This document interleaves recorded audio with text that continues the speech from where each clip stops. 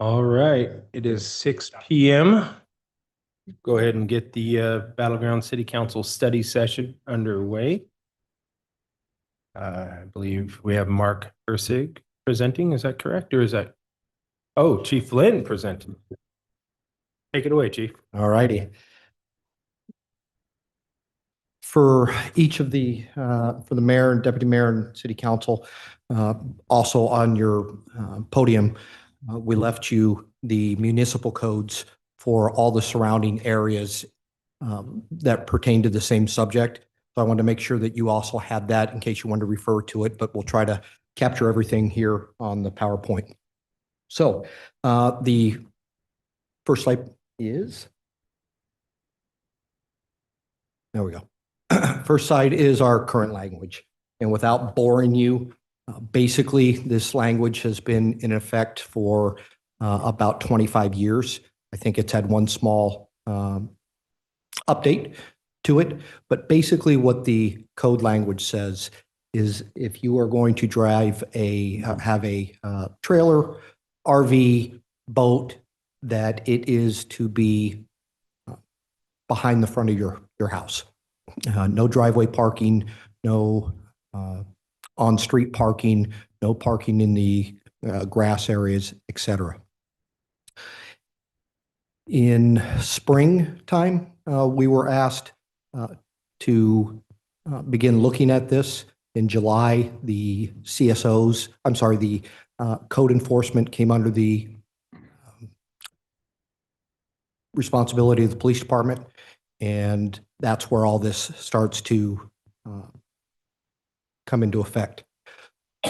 The code enforcement, just so you know, as we go forward, since code enforcement and parking are now together, we retitled them to Community Service Officer, so or CSO. And as you'll see on the screen there, this is their job. The role of the code is to be able to provide some consistency of what it is that we have. And then in the second bullet point, you see the community considerations, hence why we're here tonight. As I had mentioned, as we started, the code has been in effect since 1995 with one small add in 2004. The way that the enforcement for this is done is typically only it's complaint based. I say typically because there are some small occasions that one of the CSOs might see something that's extremely egregious. Typically, even when they stop to look at it, a neighbor will come out and say they don't want to put their name down, but ask us to do something. So I would even say on those, we could still say it is still complaint based. This is two examples that I asked them to do. They drove around and I said, what would you consider to be egregious? And please send me some photos. So these are photos that the CSOs took. As you'll see, it says on the bottom of the far right one that it says approximately 50 to 70 of the complaints that we have received involved multiple units. When we say multiple, that was more than one just trailer or RV, as you'll see on the right there, on the right-hand photo. On the left side of the right-hand photo is a pontoon boat, then a trailer, and then a travel trailer on the far right. So the way the code is written, that would be against the code. Same thing with the photo on the left. You have multiple units. The way the code is written, that is against the code. For the police department, I'll just say publicly, it really doesn't matter to us. It's whatever the ordinance says. And if we receive a complaint, then we'll go out and answer the complaint. But to have an opinion either way, it's just like the speed limits. Whatever you said or Matt, that's what we'll go out and enforce. Can I ask a real quick question on this slide? Yes, ma'am. I'm seeing on the right photo, it says approximately 50 to 70 complaints. Yes, ma'am. So this is definitely more than the one that I was understanding that there was only one on all these, but so both of them have received multiple complaints over, no? I don't think that's 50 to 70 on that. No, that's not correct, ma'am. Oh, okay. It's the way that slide was written. There's 50 to 70 of the total complaints that we have involve multiple units. It wasn't just one unit. Okay, However, and I'll provide more here in just a minute of how many involve just one. And when I say one, it's consider it just a unit. That could be a trailer, that could be an RV, that could be a boat. That would be against the way the code is written right now. Okay. Did I explain that? yeah, no, I understood. I guess I just, if you have any clarity, maybe you put it on I later. will. So do you know if these specific types that have more than one unit on the property, if they receive multiple complaints over a range, whether that be If 6 you'll let me months? get to, I think I have a slide. You're gonna coming have a up that- slide, okay, And if it doesn't, I will be more than happy to readdress that. okay, thank you. Yes, ma'am.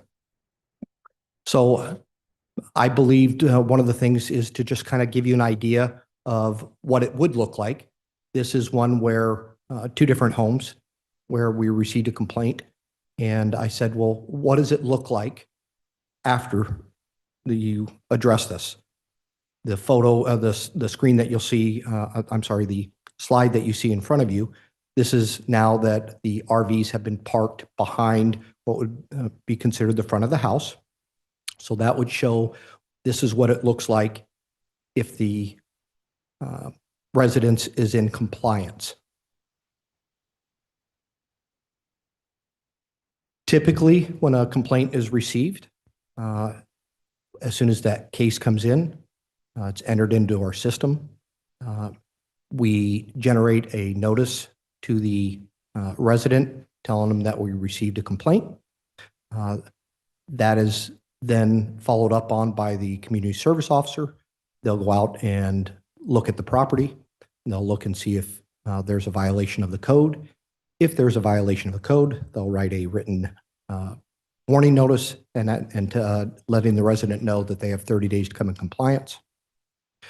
After that, we go back out and make another review of that to see if it's been done.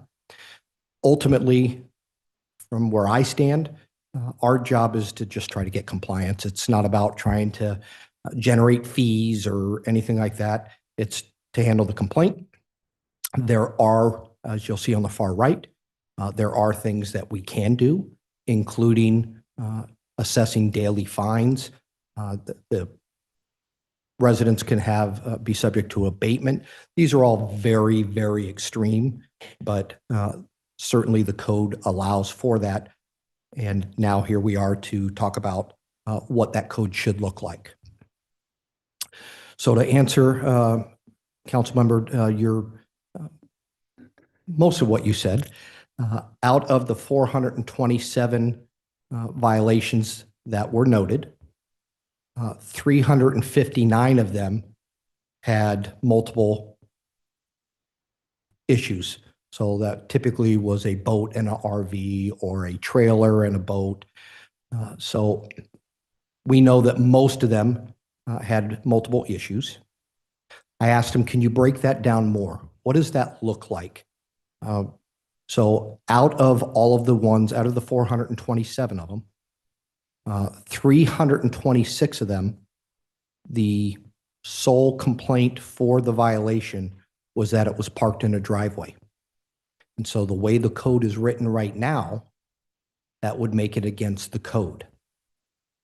That would account for 76% of the 427 that we have. That left the other 101 being not just in a driveway. Those were typically the ones that are parked in the yards.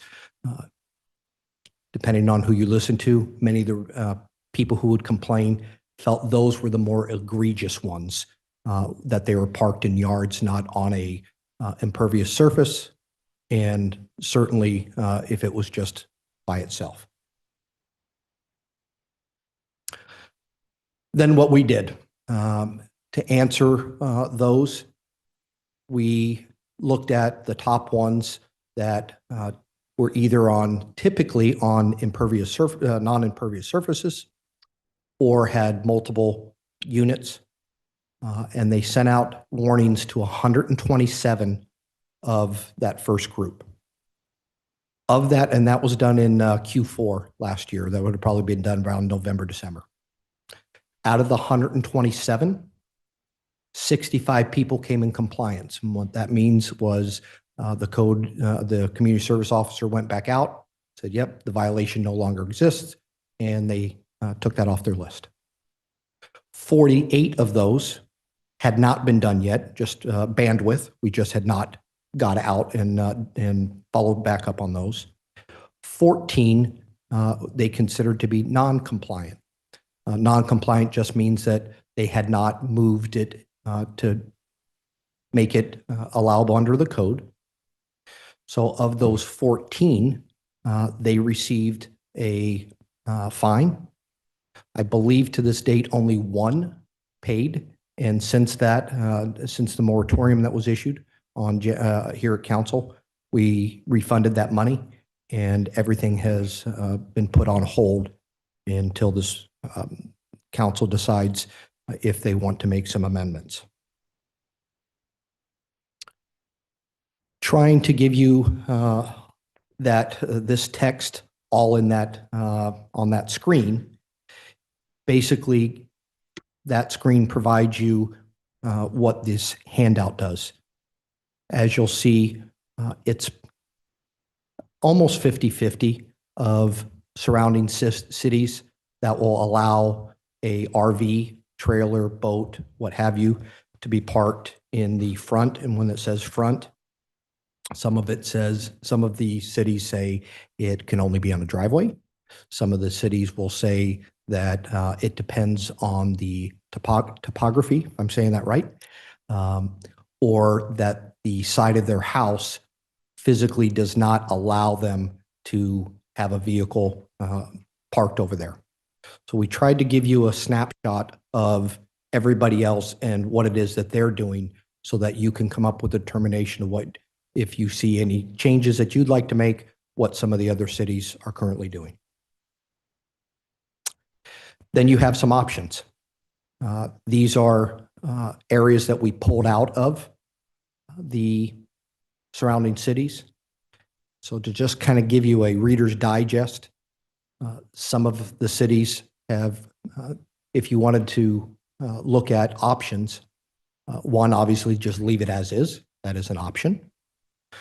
Another option is, and I believe it's the Washougal and, I'm sorry, it's Camas and one of the others, it might be Washougal. Their option is if the side of your house, because of topography or because of the way it sits, that it is not available for you to be able to move a vehicle there, we will allow one vehicle to be parked out front. So that is a second option. A third option would be that you allow driveway parking. Most of the cities, majority of the cities, rephrase that, allow for one to be parked in a driveway, but there are specifications when they talk about a driveway. If you don't, one of the things that I have been educated on is if we don't at least spell out what a driveway is, it will leave it to interpretation and people can make up their minds of what a driveway is and what a driveway is not. And then lastly, pretty much your only other option is that you allow any type of front parking. And when I say front, I'm talking about anything other than the street because we already have ordinances that about street. And that's really up to you. There's some that force them to have screens around them so you can't see them. There's some that require inspections. So it's truly how deep do you want city involvement to be? And that is it. Like I said, I wanted to let you have that handout for a reference, but this truly comes down to whatever your appetite is of what you would like to see. So if there's any questions, I'm happy to entertain that. And certainly my colleagues here that are well-versed at this can all jump in and help on things that I'm not quite as clear on. So let's go back to the slide that shows the different cities. That one, sir? Yes, sir. Thank you. So the center in Longview, restricted on both sides of the fence, if you will, no pun intended. Is there, Chris, maybe you can speak to this? Any kind of information on complaints in that city during your time there and how it was dealt with?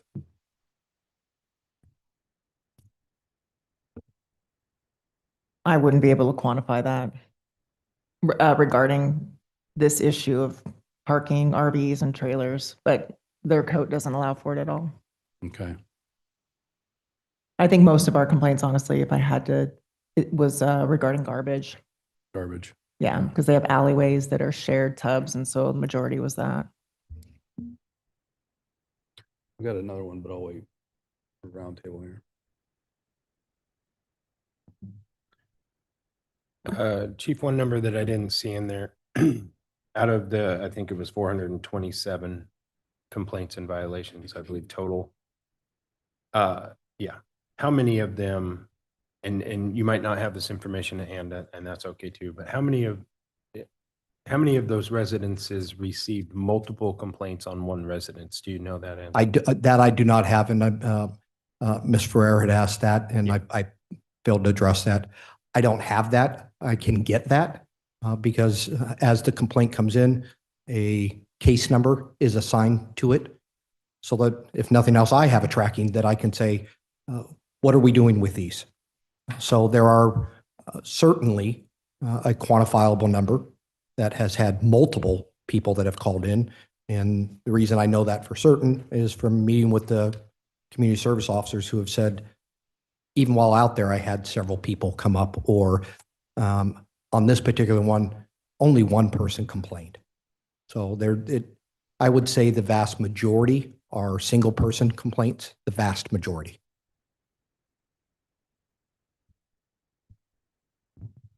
Yeah, I would be interested in knowing which ones had multiple complaints about them filed multiple times. I can get that information and report back. Thank you, sir. Yes.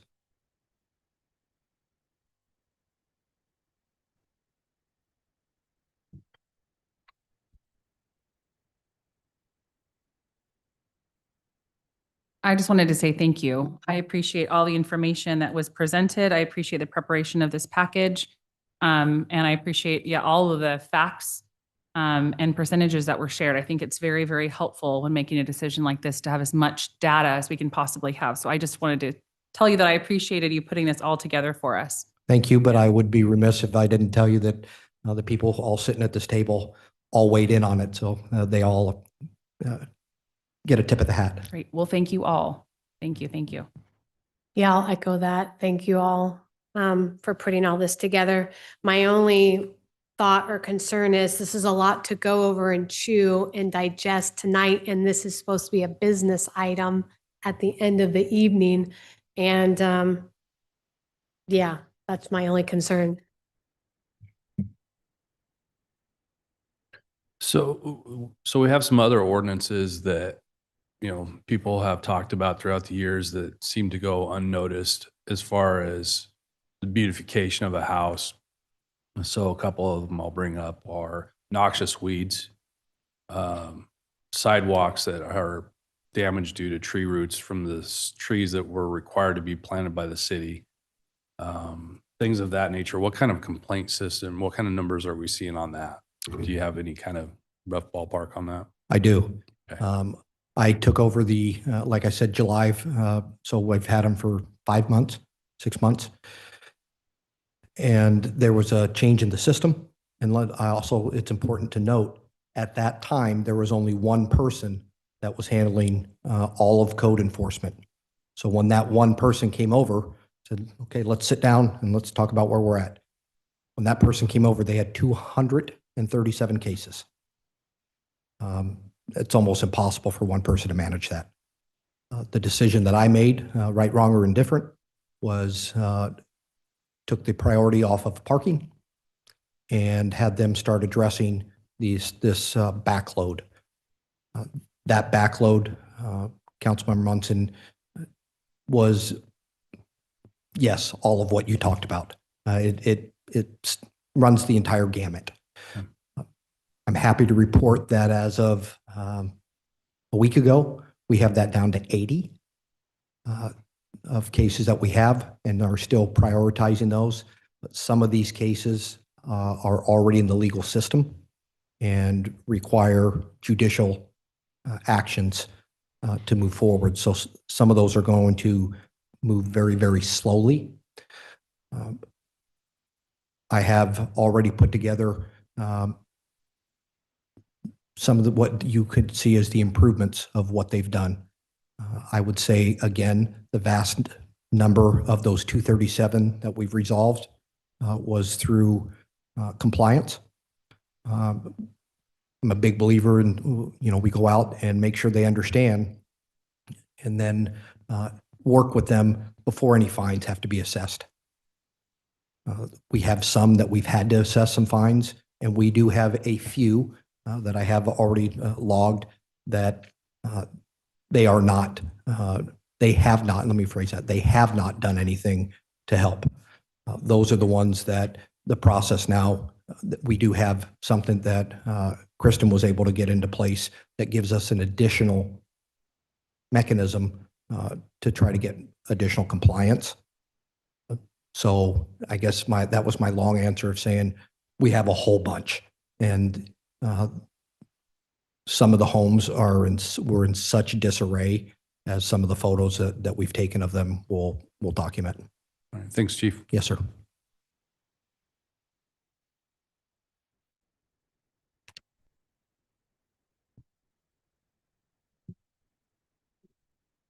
I would say into response to your question, Councilmember Munson, there were stats that were ran by code case count by violation type for 2024 and 25, but 25 was only like the first 6 months because we switched systems.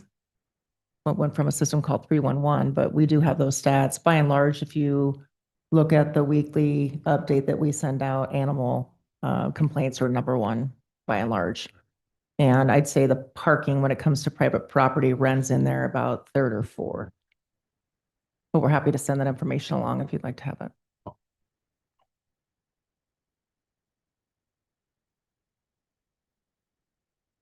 Go ahead, Councilmember. Couple clarifications. If something's sticking into the sidewalk, that's nothing we can regulate because that would be an ADA violation. Is that correct? My understanding, that's absolutely correct. My other question would be for parking on non-improved surfaces. Is there a Department of Ecology issue with that, of us allowing that?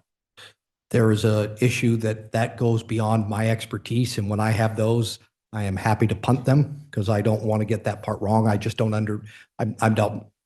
I don't understand it as much, and I have people that I work with that are much, much brighter and can point me in the right direction. Yeah, I believe it would be, but we can clarify that. Yeah, I was just going to ask that. Do we already have an ordinance that talks about, I know it's not specifically underneath trailers and boats, but parking should be on either paved or rocks or, yeah, I believe so, yes, that we would go have. with it. Yeah. That's what I thought. Okay, thank you. I'm just trying to set some expectations for what we can and cannot do. That's all I had. I would make the recommendation. I think we have a lot of people here that maybe want to talk about this. And if council's done with questions, maybe we open it up to comments because I'm afraid that if we do this in the main meeting, we may run into a time crunch. So just a suggestion, Mayor. Procedural wise, can we open it up to public comment during a study session? Yes, Mr. Mayor, you can do so. Okay. Yeah. How do you feel about that, Brian? Yeah, Okay. I'm good. Amy? Yeah, we good? All right. Okay, I'm gonna go through these. Here we go, here we go. Looks like we have two public comment requests currently about RV and boat storage and RV code. Let's go ahead and get is that Sharon Murphy? Sharon Murphy? You'd like Murph? Come on up. Oh, real quick. Let me go ahead. No, you come on up. You're good there, but I just want to state these things as public comment. Because I am opening this up to citizen communications, we'll go ahead and limit that to 3 minutes. To provide public comment, total time for the public comment shall not exceed 30 minutes, and we don't want to do that anyways. We'll be into our meeting. This is an opportunity to hear from the members of the public in a limited public forum, not an opportunity for extended comments or dialogue. Please refrain from derogatory remarks, personal attacks, campaign speeches, and applause. Although the city council desires to allow public comment, the city's business must proceed in an orderly, timely manner. If your comments pertain, well, I'll skip that one. Your comment should pertain to the RV parking enforcement code as that's what we're in a study session for. All comments should be directed to the mayor. The council may not be able to respond to individual comments and may refer citizens to staff member for assistance. There are city manager business cards at the podium. Please feel free to take one if you would like to contact her with any questions. If you have any handouts, please hand them to the city clerk directly to the right of the podium. For understanding and participating in the council meeting this evening. And without any further ado, go ahead, ma'am. Mayor, is it Overhalser? Overholzer, yeah, Nice you to did meet pretty you. well. Yeah. And thank you, Chief Lynn, all of you and City Council for being here.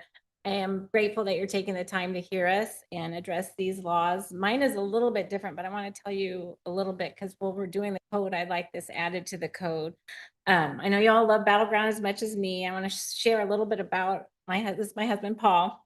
We raised our 4 kids here. I lived here most of my adult life. My parents lived in Battleground. His parents lived in Battleground.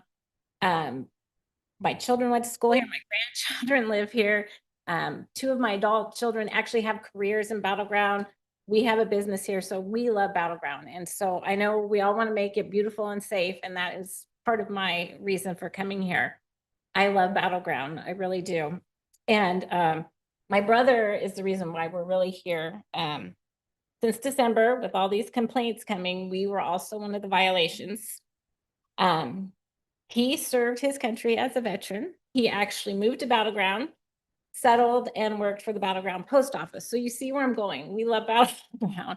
But due to a tragic brain tumor last year, he was left with no sight.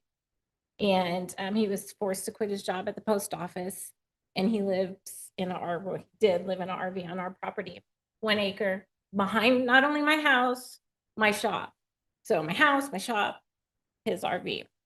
Due to all this stuff going on, we had to move him out, and his health's kind of gone back. We're trying to rearrange things to get him into our house. But when I'm here tonight, sorry, I'm getting a little emotional. I should just look at my notes. We had no idea that that was a violation. We set it up for safety. We got us our septic, 30 amp, everything was perfect. So as soon as I got the violation, we moved him out. But what I'm here tonight is to look at the code. I've been on the phone nonstop with the VA, with lawyers, and everybody's pretty much on our side, but it takes a lot of time. So I'm here tonight as you're addressing the code for parking. If you could also look at the code, there is a law that says you can host a veteran on your property if all safety standards in your house are met. And the safety standards are it's 1 acre or more, and it has the full hookups and everything, which we do. And so I was very happy when somebody told me about that law. So I hope you guys look at that as far as changing the code. I have 29 seconds. Oh my gosh. My house fits all that. Also, other major cities are changing their laws to classify RVs as tiny homes to solve the housing crisis. Maybe we can look at that as a code. I'm so nervous now that there's 13 seconds. Anyway, just if we could look at the code as you're looking for the parking and RVs in front, is to also allow some temporary housing for disabled vets or blah, blah, blah. My time's up. Sorry. We are, just to mention, we have been in compliance. We've since moved him out back into his parents' house and been in compliance this whole time, but I've been concerned about the ongoing. There's going to be fine. Thank you.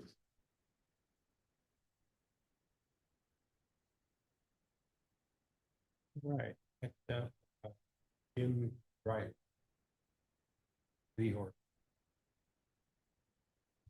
Sorry, I wasn't on mic. Jim Dryhorse? Dryhorse? Dryhorse. Come on up. Been butchered for Yeah. multiple generations. First of all, once again, thank you. Council members, I know a few of you aren't here tonight. Chief, that was exceptional, really in depth. It gave me a lot better understanding in your presentation and where this has come from. And I appreciate your investment, all of you guys. I'm sure it sounded like all of you guys were invested into this. And it makes me feel good as a citizen to know that we're doing this together. Mrs. Ferrier, I believe from what you were saying, this is a lot to digest, and I agree.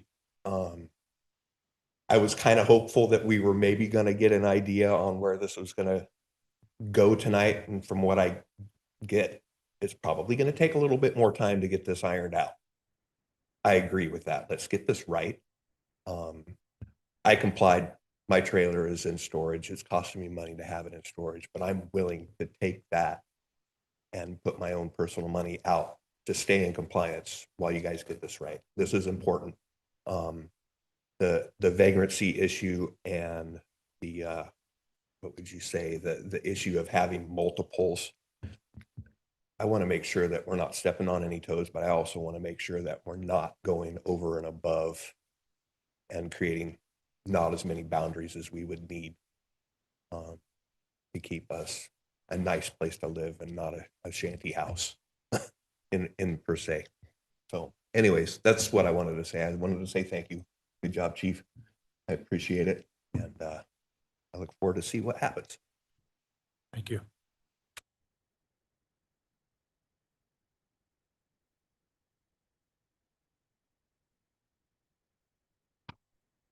All right, I don't think I have any other additional public comment that pertains to the RV code enforcement or parking. Is there anyone else?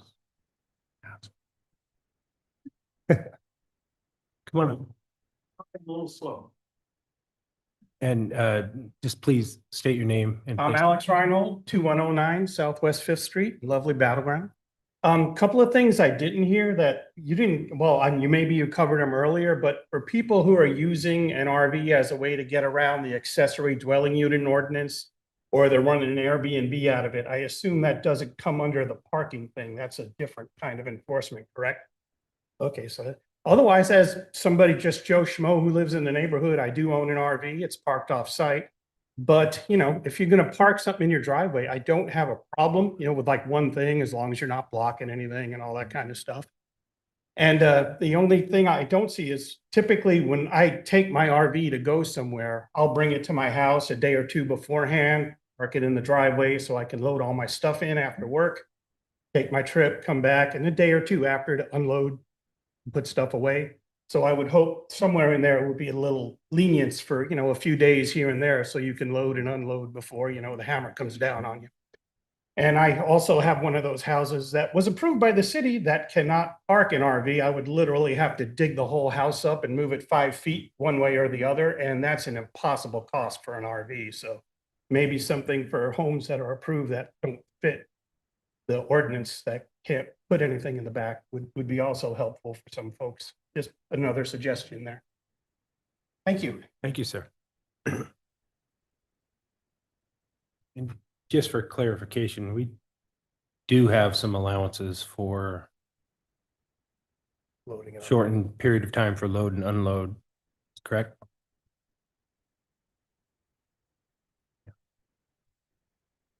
Okay, any additional comments from the dais?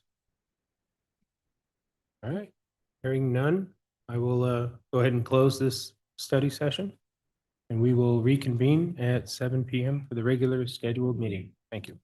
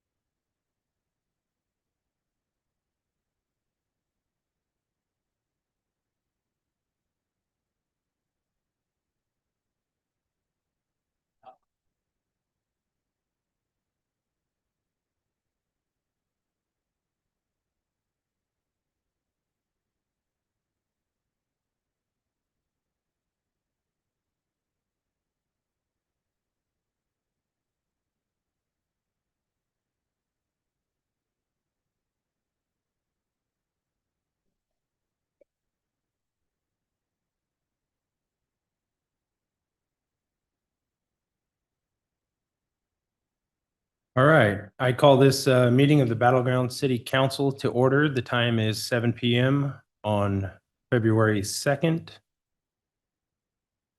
If you can, please rise for the Pledge of Allegiance. I pledge allegiance to the flag of the United States of America, to the republic for which it stands, one nation, under God, indivisible, with liberty and justice for all.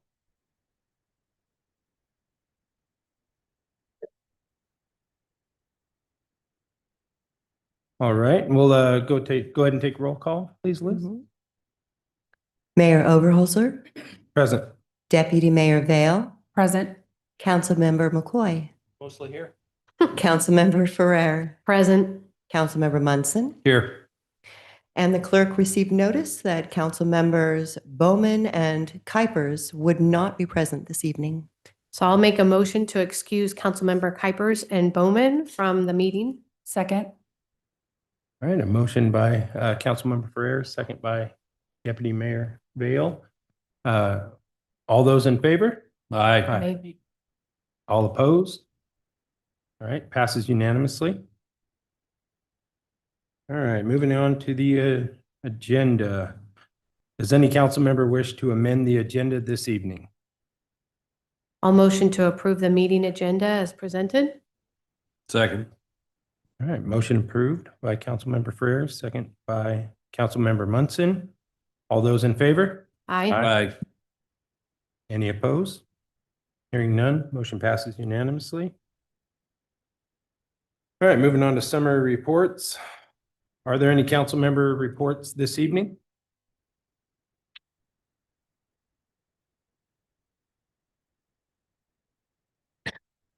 All right, hearing none, we'll go ahead and move on to the mayor's reports. We have a few presentations here. Want to introduce Paige Strickler, partner at CFM Advocates, with our federal legislative agenda. Hey, Paige.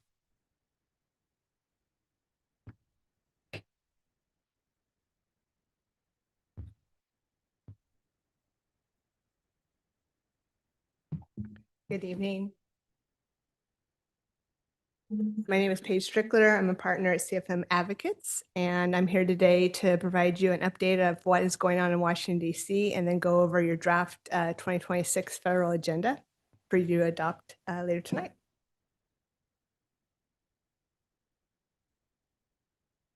Okay, Robert. Oh. There we go. Okay. We're good. So this is what I'll be talking about tonight. So there we go. CFM, we are your federal advocates, which means we write federal grants for you. Most recently, I wrote one with your chief of police for radios. We identify projects to get congressionally directed spending requests in. We travel to Washington, D.C. with you. We attend meetings on the Hill, and we also work with the local congressional delegation staff here in Battleground to highlight the city's important issues. We also work on legislation such as the transportation reauthorization bill that's coming up this year. And we help you position so your projects are in the best possible front to get federal funding. So in 2025, we were able to secure an earmark for you. Unfortunately, it was the year that Congress was a little bit dysfunctional. And it ended up just doing a continuing resolution, which means it just kept funding levels at kind of the status quo and didn't increase and didn't allow any of these congressionally directed spending. So unfortunately, we're unable to secure that funding, but it also this slide shows you other funding in past years. So probably the most important slide, meeting with the mayor and a couple of your council members and the city manager, we have come up with a list of projects to put forward. Congressionally directed spending request portals from the members of Congress usually open in the late February to mid-March timeframe.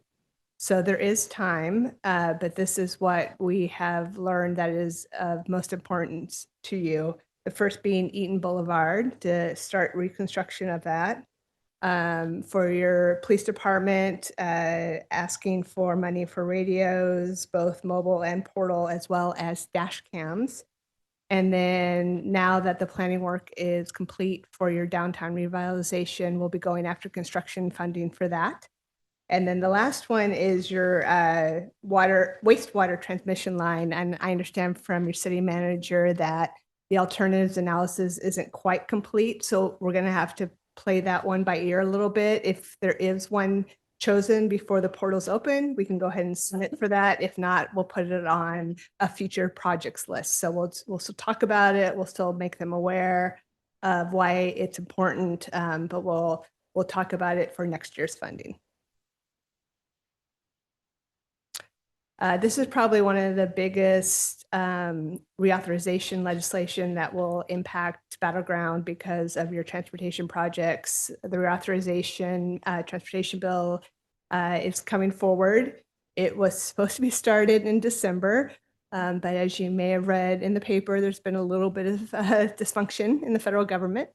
And so now it's looking like it'll be in the next month or two when the Senate will start to work on that. And this is the bill that helps fund grants for like the build project, Safe Streets for All, stuff that directly impacts Battleground, and it allows you to go after different pots of federal funding.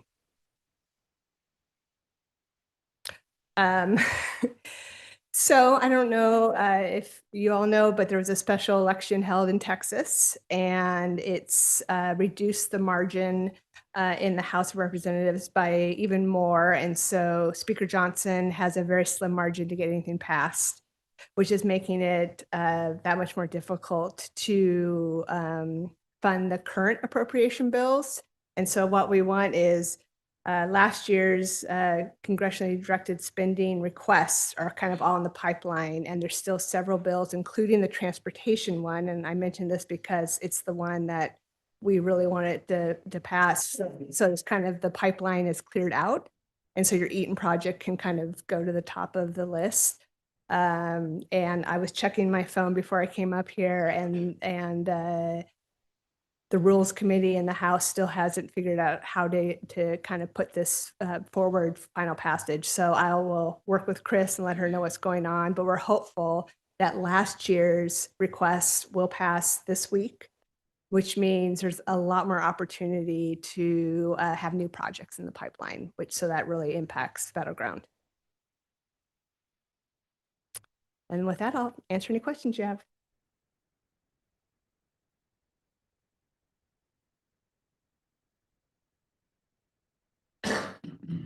I guess I'll just ask one. I was looking into the STR, and do they have, what's the end date? Is that September, or when is that finalized? When does it have to, what's the due date to finish that? The surface transportation rehabilitation, yeah. The authorization bill, yes, in theory, it's supposed to be done by the fiscal year, end of fiscal year, which is September. Congress likes to kind of nudge on that a little bit, but we are very hopeful that it'll be done by the end of this year.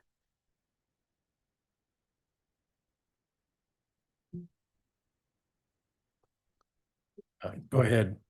Paige, is that the Safe Streets for All, that transportation package that's what we're waiting for? Because I know RTC applied for that 8 million. with us and with the other cities, and we didn't get it. The report we got back was that most of it went to smaller asks that were mostly design. Are we going to be in a better position being at the construction phase? That is my understanding, yes. And so this reauthorization bill will allow the ability to apply for those kind of grants again. And now that some of the planning grants have been completed, then more construction grants should be more likable, for lack of a better word, to the federal government. All right. Hearing no other questions, Paige, thank you for everything you're doing for us and bringing our agendas back to Washington. We really do appreciate your thoroughness and professionalism. So Thank you. look forward to meeting with you soon. Thank you. All right. Up next, we have the Street Preservation Program. Public Works Director Mark Hersig, take it away. Good evening, council. Give me a second. I'll pull up my presentation.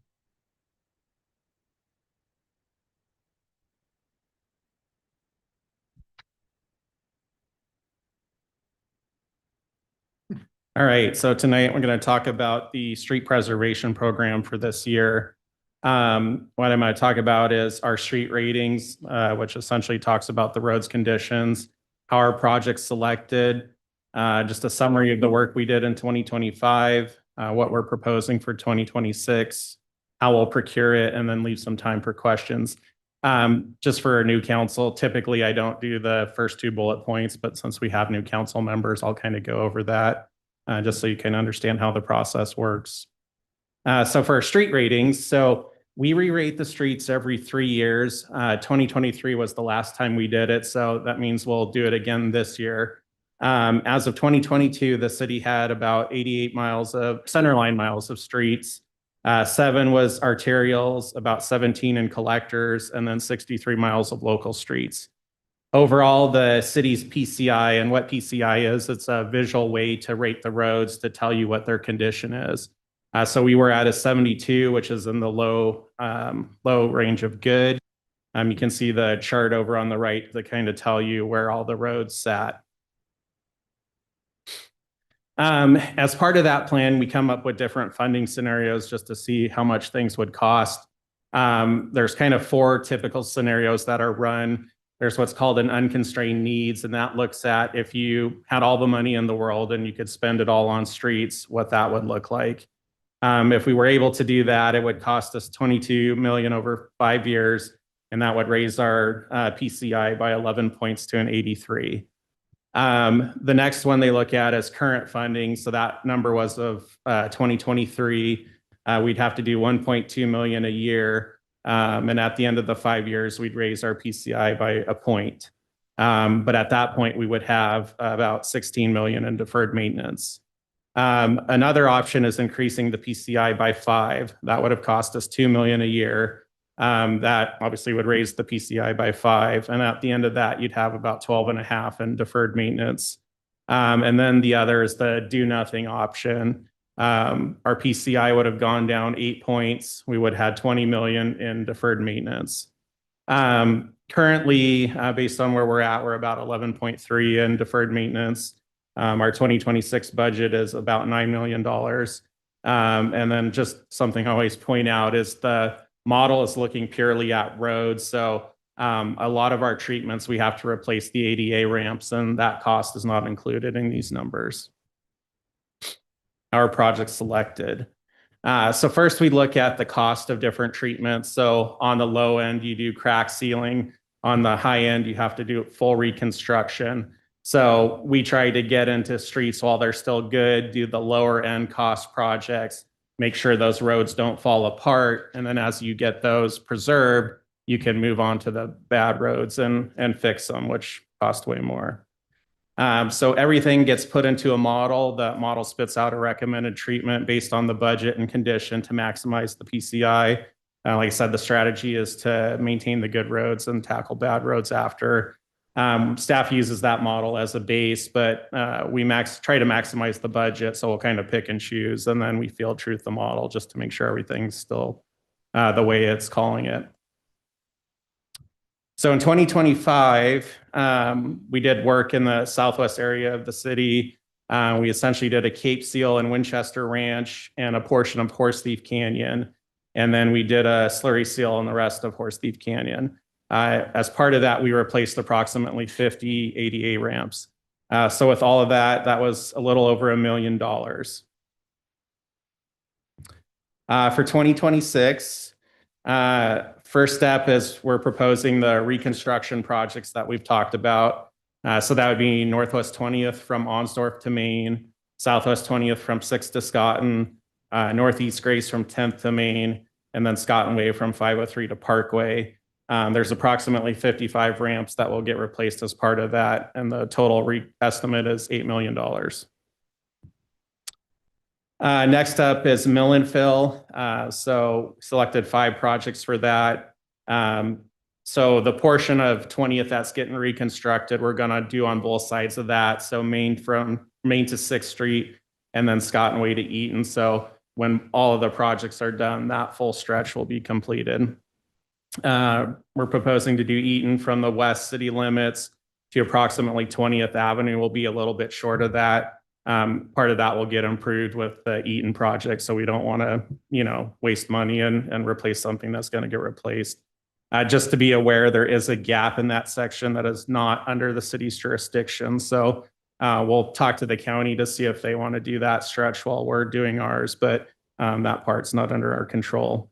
Next up is First Way from 20th Avenue to 18th. That's the road kind of over by Goodwill.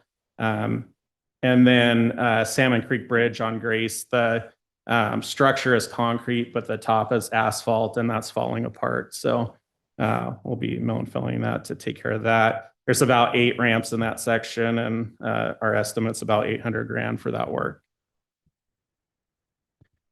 So summary of 2026, we have the 2 that I talked about, and then there's $75,000 for crack sealing, $75,000 for replacing markings, and then the long line striping that we do with the county. So all in total, just under $9 million for the year.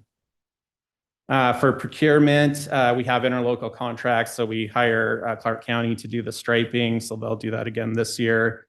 We look for shared and piggyback contracts. And in this case, looks like there may be a crack seal contract out there. So if we can, we'll piggyback off of that one.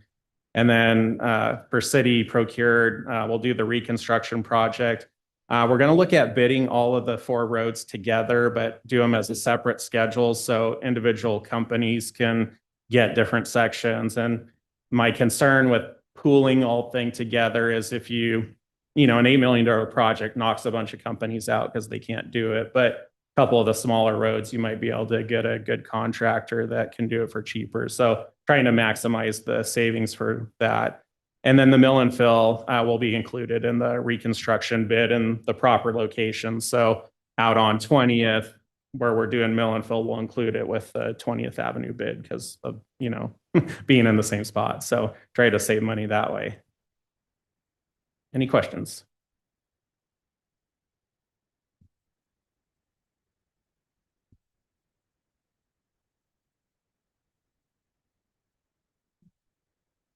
I just have one question. Yeah. Actually, first, go ahead. Victoria, why don't you take that first? You sure? Okay. Yeah. I was just going to thank you for putting that presentation together. This is the first time I actually enjoyed the presentation, to be honest with you. When you're new on council, this stuff can be overwhelming, and I actually got all of that. So thank you. You're welcome. Just for fun, Mark, what is the going rate for one ADA ramp?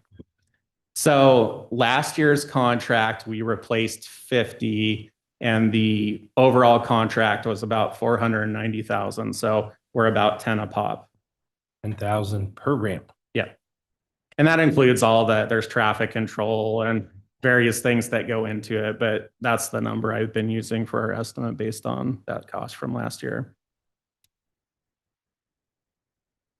Well, hearing no other questions, Mark, thank you. Yeah. Really appreciate you putting that together, and you really help give guidance on how we should expect our roads to be maintained and how to stay on top of it and why we stay on top of the little ones before they become big ones. Yeah. So I appreciate that very much. Councilmember McCoy? Mark, on that PCI, that's just a rating of every road. Do we ever put, like, for the average citizen, you travel more on the arterials. So therefore, that's why this council last year put that money in towards those arterials. We're probably not going to see that reflected in PCI, but I think our citizens will potentially see the roads they travel more be better. So is there any mechanism or any criteria metric that shows like propensity of travel? Yeah, so there's a little bit of that, not anywhere fully, but there's a little bit of that just because it looks at square footage of a road. So typically your higher traffic roads are going to have a little more square footage. So they count a little bit more towards that PCI. So you'll see it there. But I think maybe you could look at the PCI, but limit it to those type of streets and see where we went from, if you're just looking purely at arterials, where did we jump from arterial versus the whole city average, the arterial average to that? I think that gives you a better read. But yeah, based on it's an overall model, it doesn't, people are going to feel it because it's going to affect everyone by fixing these roads. And, while it's important to do a subdivision, only the people that live there notice it. So this. Right.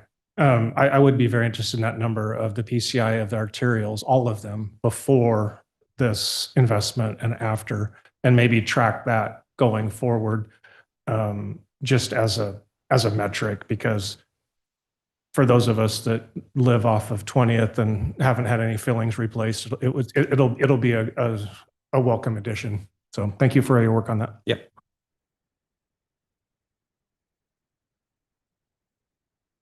All right.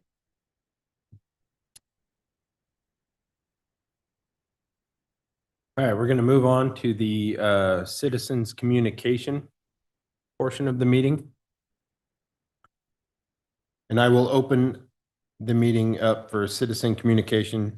Individuals are limited to 3 minutes to provide comments. The total time for the public comments, I'm going to allow an extended over the 30 minutes based on the number that we have here. But I will also say that if you don't plan on taking all 3 minutes, love it. Go ahead and keep it short if you can. This is an opportunity to hear from members of the public in a limited public forum, not an opportunity for extended comments or dialogue. Please refrain from derogatory remarks, personal attacks, campaign speeches, and applause. Although the City Council desires to allow public comment, the city's business must proceed in an orderly, timely manner. If your comments pertain to an item listed on the agenda as a public hearing, please reserve your testimony for the designated public hearing period. All comments should be directed to the mayor. The council shall not be able to respond to an individual comment and may refer citizens to a staff member for assistance. The city manager has placed her cards at the podium. Please feel free to take one if you would like to contact her with any questions. If you have any handouts, please hand them to the city clerk directly to the right of the podium.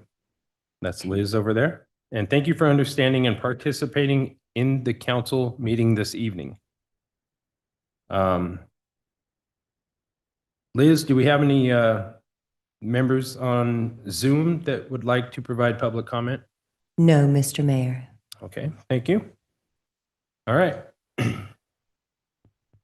First up, we have Jessica Cole.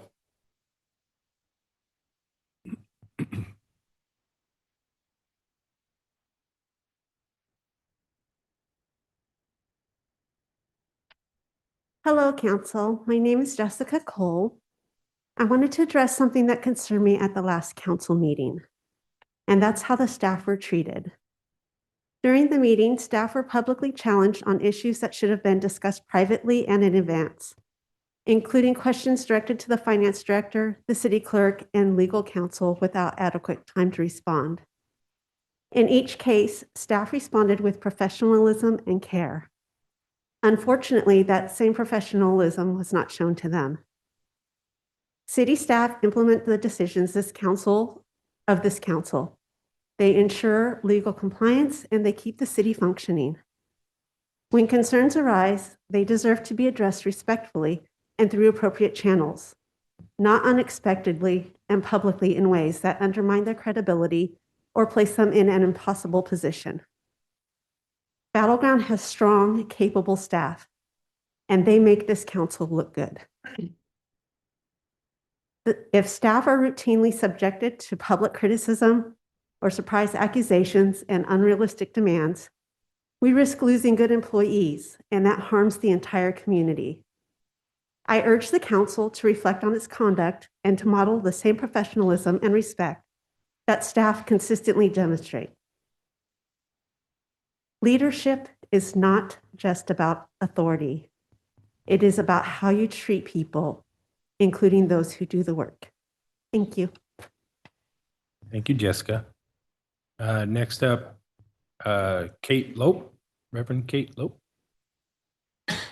Please feel free to correct me when you get up here if I butchered that.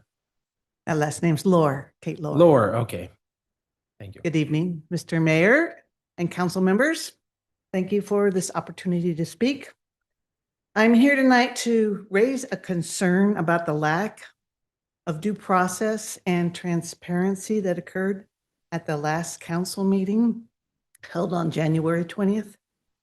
Because my time is limited, I will focus on one issue only, and that is the decision to reappoint the legislative committee. I will leave my other concerns to others to address. Now, as I understand it, the current term of the legislative committee does not expire until December 31st. That means that there was nearly a full year remaining still on these terms, and the decision to reappoint and structure the committee was taken, in my opinion, prematurely. In addition, the optics look bad, as you'll all see when you read the paper tomorrow. There's a couple of articles about those optics. Whether the council technically has the authority to take such an action midterm is not the heart of my concern. Governance rules can be complex and ambiguous. What is clear and what is essential to public trust is that significant actions like what you did in the last meeting should never occur without prior notice to the public. Agenda setting exists for a reason. It allows residents, stakeholders, and those directly affected to understand what decisions are coming and then to provide public comment. If an item of this significance appears without warning, that opportunity is effectively lost. It is particularly troubling when it appears that some council members were aware of this plan in advance, while the public was not. Whether intended or not, that creates the appearance of decisions being coordinated outside of public view, and that raises concerns about the Open Public Meetings Act, as I'm sure you understand. Just as importantly, it undermines confidence in this governing body's commitment to transparency. Now, council members McCoy and Bowman have built substantial legislative relationships on behalf of this city, and they've done a great job. Any changes to the membership before their terms Thank you, and ma'am. That is your time. excuse me? Time's up. Thank you. Thank you, Kate. All right. It too. Next up is Kay Roscoe.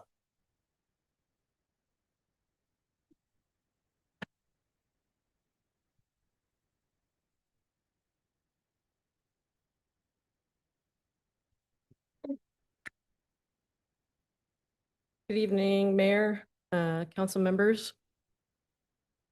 I'm speaking to you tonight as someone who's been part of the Battleground community for 20 years. I've raised 5 kids here. who all attended BG schools, including CAM Academy and River Homelink. First and foremost, I want to thank everyone sitting on council and all the support staff here tonight for the work that you do for our city. I especially want to acknowledge and thank senior council members McCoy and Bowman for your long and tireless commitment to working for the people of Battleground across party lines and without a political agenda. The people of Battleground have greatly benefited from your tenures on council and the strong relationships you've developed with your constituents over the years. I happened to watch the recording of the most recent city council meeting 2 weeks ago now, and I found myself feeling surprised and confused, which turned to shock the more times I reviewed it. We may have philosophical differences about the wisdom of summarily removing over a decade of combined experience lobbying in Olympia between council members McCoy and Bowman. And that's okay to disagree about that and hope together that this action by council isn't going to cost the city valuable relationships and dollars. But what doesn't feel okay is the way that it was done.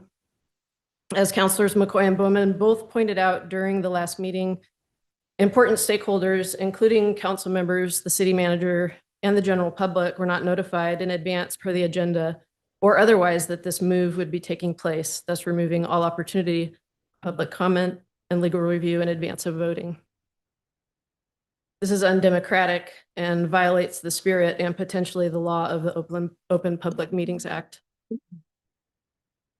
I want to draw attention to a few technical points. The council approved a motion to amend the meeting agenda to open up all committee appointments not already assigned for 2026. That was the exact wording of the motion, which does not include the legislative committee, the appointments of which had already been assigned per the terms of the governance manual.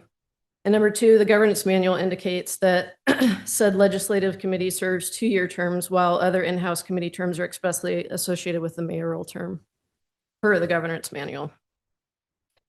In addition, the surprise amendment to the agenda to defer LTAC appointments, also without due notice of relevant notification to relevant stakeholders, created an unnecessary inconvenience and potential embarrassment for those appointees present at the meeting expected to be approved, as was openly acknowledged by the mayor in the moment. I believe that this council owes those appointees a formal apology. I'm also concerned about the tone and tenor of remarks made towards staff during the meeting that appeared to undermine or call into question their competence and experience, which comes across as unprofessional and ungenerous behavior towards civil servants in a very public setting. Looks like I'm out of time.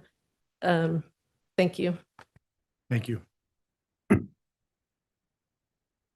All right. Next up is Michelle Black.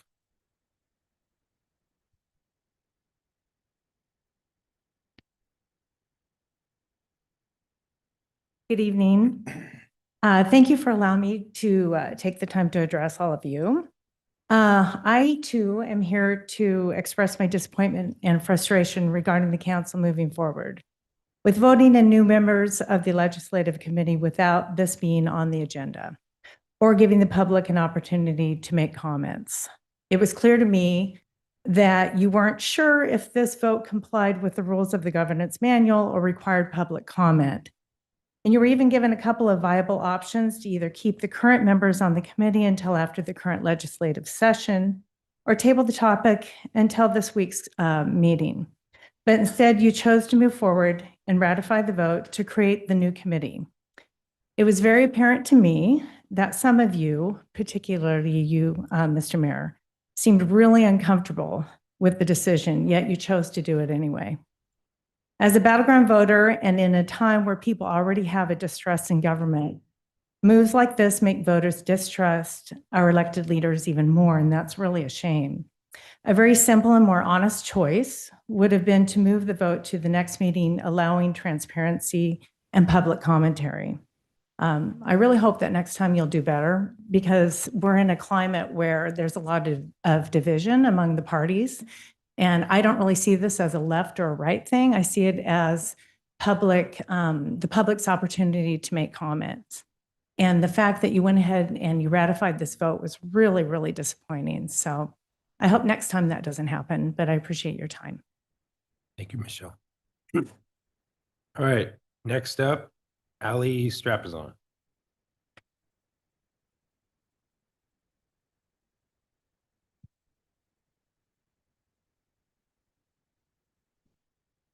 My name is Ali Strapazon. I live in Battleground City Limits. I am here tonight to express my extreme disappointment in the actions of the majority of this council last meeting, causing my abrupt walkout. I was here to support my friend along with two others who were invited by Mayor Overholser to receive his appointment to LTAC. Before that could happen, Ms. Vale, stating she takes her council role very seriously, blindsided the appointees with a rash motion to move the appointments from the agenda just moments before they were scheduled to be appointed. She cited a possible past misunderstanding of the RCW regarding who is eligible, insinuating that at least one, if not all three, were ineligible. However, even by Ms. Vale's interpretation of the RCW, which was not vetted by legal counsel prior to the meeting, all three appointees would have been considered eligible. I believe this action by Ms. Vale and supported by all but council members McCoy and Bauman was more than just a waste of everybody's time. It was disingenuous and certainly did not embody her self-declared purpose of uniting, bridge building, and relationship building. I expect better from elected officials. Please be better. Thank you. Thank you, Ali. Up next, Neil Butler. Come on up, Neil.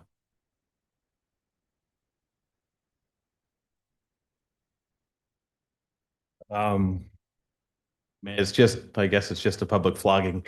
I echo all of those sentiments. They were much more polite than I feel. That meeting was reprehensible and inappropriate. It was disgusting the way that the council treated our city officials. It was inappropriate the way that that meeting was handled. And there may have been inappropriate behavior by Ms. Vale, Ms. Munson, and Ms. Barrier.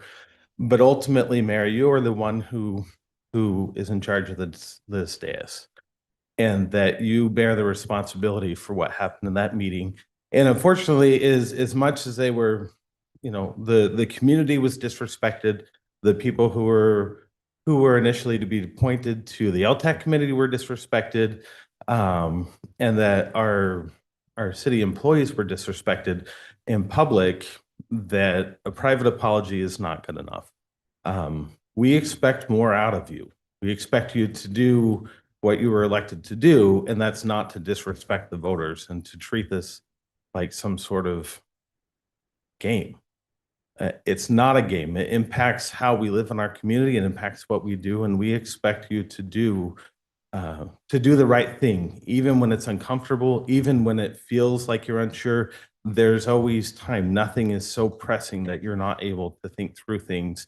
And the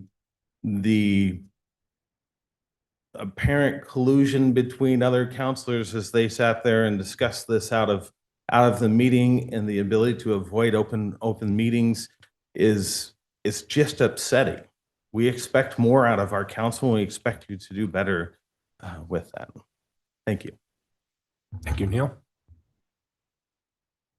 I'm going to apologize ahead of time for this one. Chris Yederosas.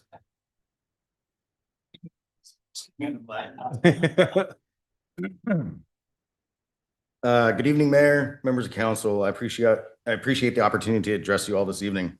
I'm here to communicate my concerns regarding a gross lack of transparency related to the January 21st City Council meeting, specifically the midterm reappointment of the Lodging Tax Advisory Committee. The current LTAC terms were intended to run through 2026, appointing new committee members halfway through the current term and during an active state legislative session, a short session at that, does not serve the city or its citizens, which you were elected to represent. Acting on those appointments without including them on the meeting agenda, as well as not providing any advance public notice, was unexpected and undermines public confidence in this city council. At the very least, this is about your process, and if I may quote a member of this council, serving in the best interest of the citizens of Battleground as a whole, as well as promises made to represent citizens truly, honestly, with integrity and moral character that will not be compromised. Those words ought to sound familiar too, as they're also another direct quote by a member of this council. These decisions break every single one of these promises. When significantly highly consequential actions occur without notice, the public loses the ability to follow along with and participate in its own governance. This action is also in direct conflict with Battleground's own governance manual. Agendas exist in large part to inform your constituency what city council actions are forthcoming. When they don't, transparency suffers, confidence in council suffers, trust suffers. When there are pending motions that literally affect every citizen of Battleground, it should go without saying that council should get the opinions of citizens as opposed to obfuscating and introducing motions in a way that keeps everyone in the dark until it's too late to act. You must be able to see how this is highly suspicious. It is also very concerning when it appears that some council members had advanced awareness of the action while other members of council and the public did not. It certainly appears that the only people not taken by surprise were the council members involved in amending the meeting agenda at the very last minute and bringing these motions before this council. This creates the appearance of decisions being made outside of public awareness and without surveying those most affected by these actions.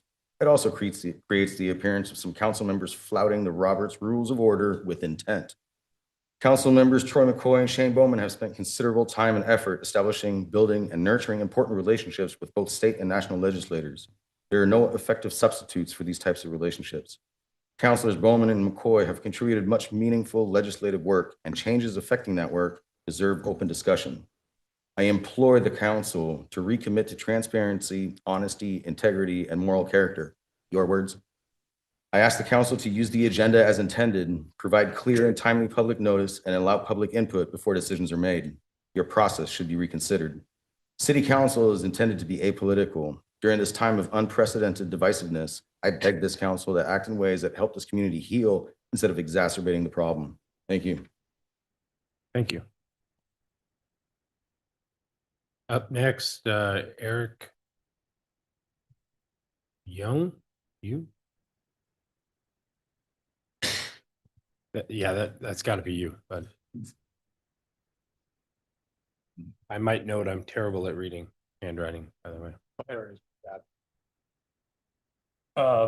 Thanks, council, for letting me speak again. I'm not here for the public flogging. My goal basically is to assert my concerns regarding the trailer issues, but we talked about it the first city council meeting. I was not present for the last one, so I'm hoping to basically get a resolution moving forward to basically kind of amend the issue that 400 of us were basically caught off guard with, so that we can kind of get moving forward and hopefully be able to park our own stuff on our own property without basically being charged about $250 a day. I saw that it was on the list of things to be discussed with, so I wasn't sure if this is the right point where I'm going to be chatting about, but I'm curious to hear basically what the process is going to be moving forward and what's going to possibly be able to, get a remedy for that situation.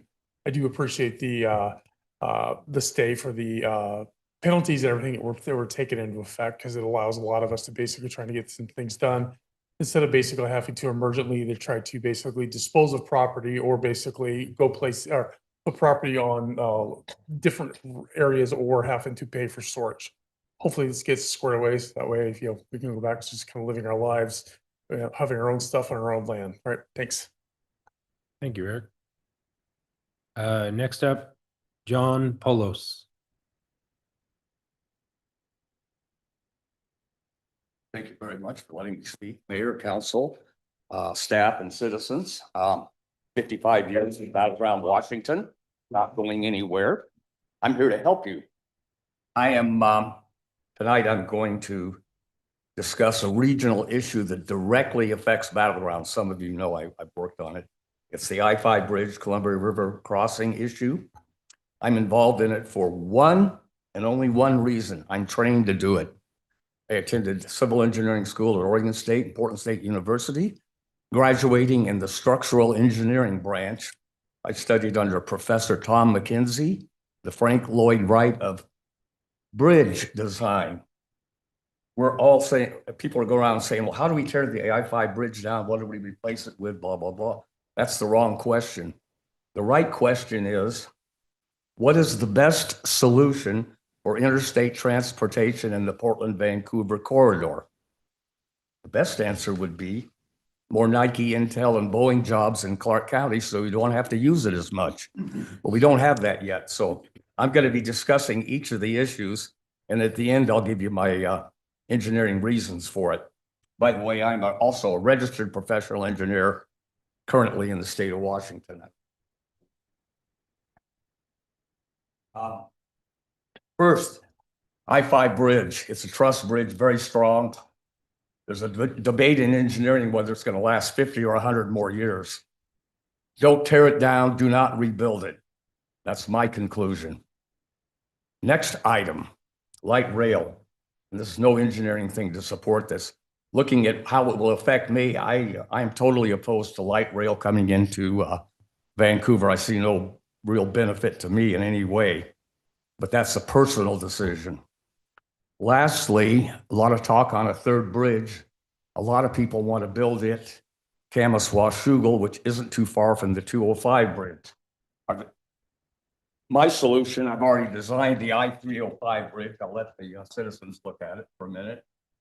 It goes from Ridgefield to Scappoose in 3 stages. Third stage ties into Wilsonville.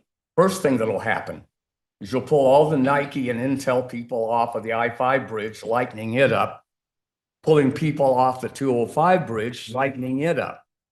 Later on, when the other 2 stages are met to Wilsonville, all the big trucks will be on it. So the bridge really needs to be Ridgefield to Scappoose. And I've laid it out here, how we do it. Back to the I-5 bridge. There's a lot of different bridges. I'm done. Sorry. Thank you very much for listening to me. I really appreciate it. Thank you, John. Okay, next up we have Mr. David Terry. Hate to return to the blogging, but here we go. I'm David Terry. I'm a pretty enraged resident of Battleground. I'm here to offer the council some very heartfelt congratulations, and specifically to our members who are currently serving as Republican PCOs. For your failure to include my requested levy support resolution in this evening's agenda, thus choosing party politics over our local kids. It's truly a feat of leadership to take a nonpartisan seat on the city council and use it to execute a partisan agenda. Most people think local government is about fixing roads and supporting the community's health, but you've shown us the real priority, the keeping PCO street cred shiny by dumping on our school levy. Thank you so much for being so courageous in your silence. While every other district in Clark County recognizes that strong schools are the backbone of a strong economy, you've decided the Battleground should be an island of second-class education. It's a bold marketing strategy for our city. Battleground, we have the lowest taxes because our kids have the fewest opportunities. I'm sure families that have to deal with the potential of 40+ student classrooms and the loss of middle school sports are comforted by your ideological purity. It's inspiring to see that you stand firm against a resolution that would have cost the city exactly $0, but would have told our teachers and students that the city has their backs. Instead, you sent a clear message to the 13,000 kids in this school district that they're a secondary concern compared to the party line. Well illustrated by the mailer chock full of misinformation also sent out by the Republican Party. You made it very clear where your loyalties lie, and unfortunately for our families, it isn't with the people of Battleground. This is just the latest and most impactful example of what Councilmember Bowman described in the Reflector article today. I'd like to encourage both future and current Battleground voters to really take note of your priorities and considering who's taking care of us residents and who's taking care of their street cred. I want you to do a better job. Thank you very much. Thank you, David.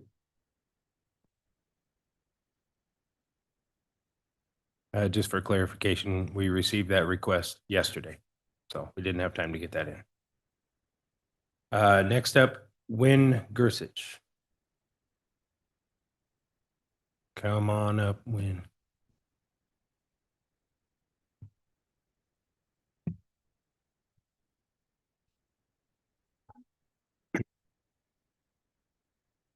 My name is Wynn Gersich, and I came here because I pay for your property taxes to pay for your schools.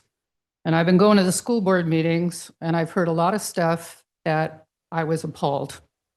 And what amazes me is that because the grades are down, the teachers don't listen to the parents, And it's like parents don't have any rights. And this is absolutely outrageous. But one of the big things is that they want this school bond to go through, and most of the people in my neighborhood are not voting for it. And I hope that all of you wake up and not vote for it either, because there's other things that they can cut. There was a teacher that spoke to her third grade class praising that Charlie Kirk got killed. And the parents went there and they said, you know, fire her. It's been how many months since he died? Since September? She's on full public, she gets full paycheck for the last how many months? When are they going to fire her? It's a process? What kind of process is that? You know, it's a waste of money to give them to more tax dollars to spend it any way they want. There's no accountability for it. One of the things too is I showed them in September, there was an article in the Epic Times, and they were talking about transgender and violence in the spotlight. There was a huge article. This is only one part of it, which I'll put on public record. If you read the rest of it, it's 2 pages long, about most of the school shooters are transgender, period. You know, the people who's trans and cut their body parts off. And because of the hormones and all the other things, it makes them go crazy. And one of the things is that your trans leader here, she's never taken her mask off in 5 years. Is it a costume, or is she afraid that she's going to get bugs from everybody else? I'd like to know. And I honestly think too, is that maybe the trans should have their own school. There's plenty of teachers that don't believe in God. There's plenty of, if this is a violent thing under diversity, equity, inclusion, and you want to protect the rest of the people in Battleground, put them all in one school. They can, you know, color their hair, they can wear their flag every day, whatever they want to do. But the fact is that we need protection. And if they're going to give them hormones and they're going to continue to take these shots, the shots right now are null and void. Our president signed a bill to get out of the WHO, the World Wide Health Organization. So these COVID shots and stuff are not going to be mandatory. You don't have to take them. It's up to you. And even Melnick said it. It's between you and your doctor. But the doctor isn't going to tell you they call blood clots. And there's things to get rid of blood clots is about frequencies. And this is something about putting these 5G towers that can make things a lot worse.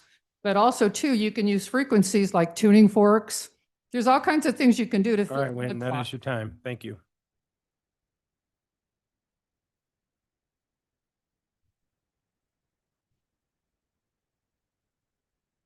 Next up, Darren Sundine or Sundine.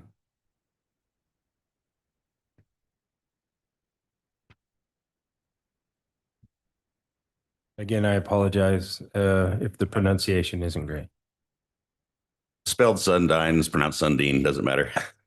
I'm here to quickly talk about the RV parking. The enforcement. There's a lot of hardworking families that have a travel trailer to take their family on a weekend excursion. There are a lot more cargo trailers, utility trailers, or just cars that are dilapidated in the driveways for many months, if not years. Or what happened about code enforcement for basketball hoops, which I think is silly. I do not want our great police officers using their time to enforce these codes. In closing, this would cost a lot for the taxpayers that are already stressed out to the limit with taxes. There are many things we are, as taxpayers, should spend our money on. Thank you again, Darren. Thank you, Dan. All right, next up, Brian Levesque. Come on up. All right. Thank you, Mr. Mayor. I'll make this brief. I just want to thank you on behalf of the rest of the citizens of Battleground for taking our concerns seriously last week. And actually, I don't know if you suspended Robert's rules or orders or not, but you did the right thing in pausing the fee structure or whatever and looking into it. And I know maybe you're not done. I appreciate you taking the time to get it right. Been on the books 25 years, do what you got to do.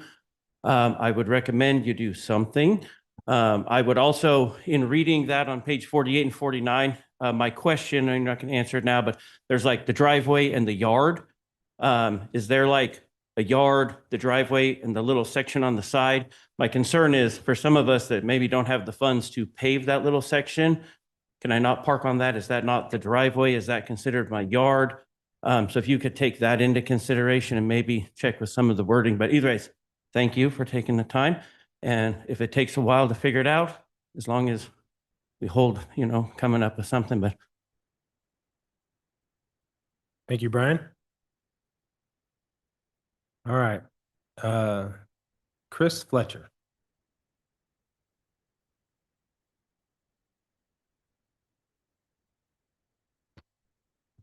Thank you, Mr. Mayor and council members for talking to and listening to us. I wanted to talk more about the trailer parking. When I was watching the presentation earlier today, it was talking about 427 homeowners in Battleground getting a letter and having to take care of our trailers or RVs or boats and things like that. Actually, I think that number is a lot higher than that.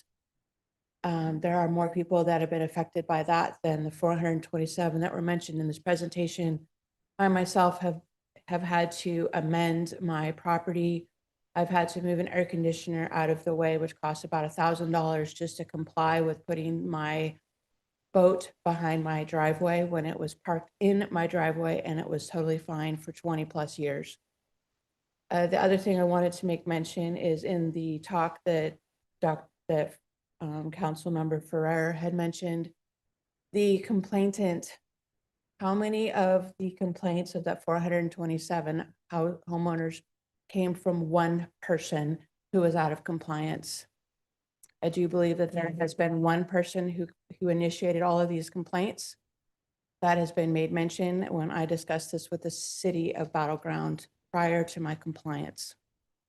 So I do appreciate that. Please review that. How many people will be affected by following the code enforcement and having to have financial investment in moving the vehicles behind the garage. I've had to pay for storage of the vehicles that we have been in compliance with. I understand that the 1995 law talks about having it be behind the forward facing of the house.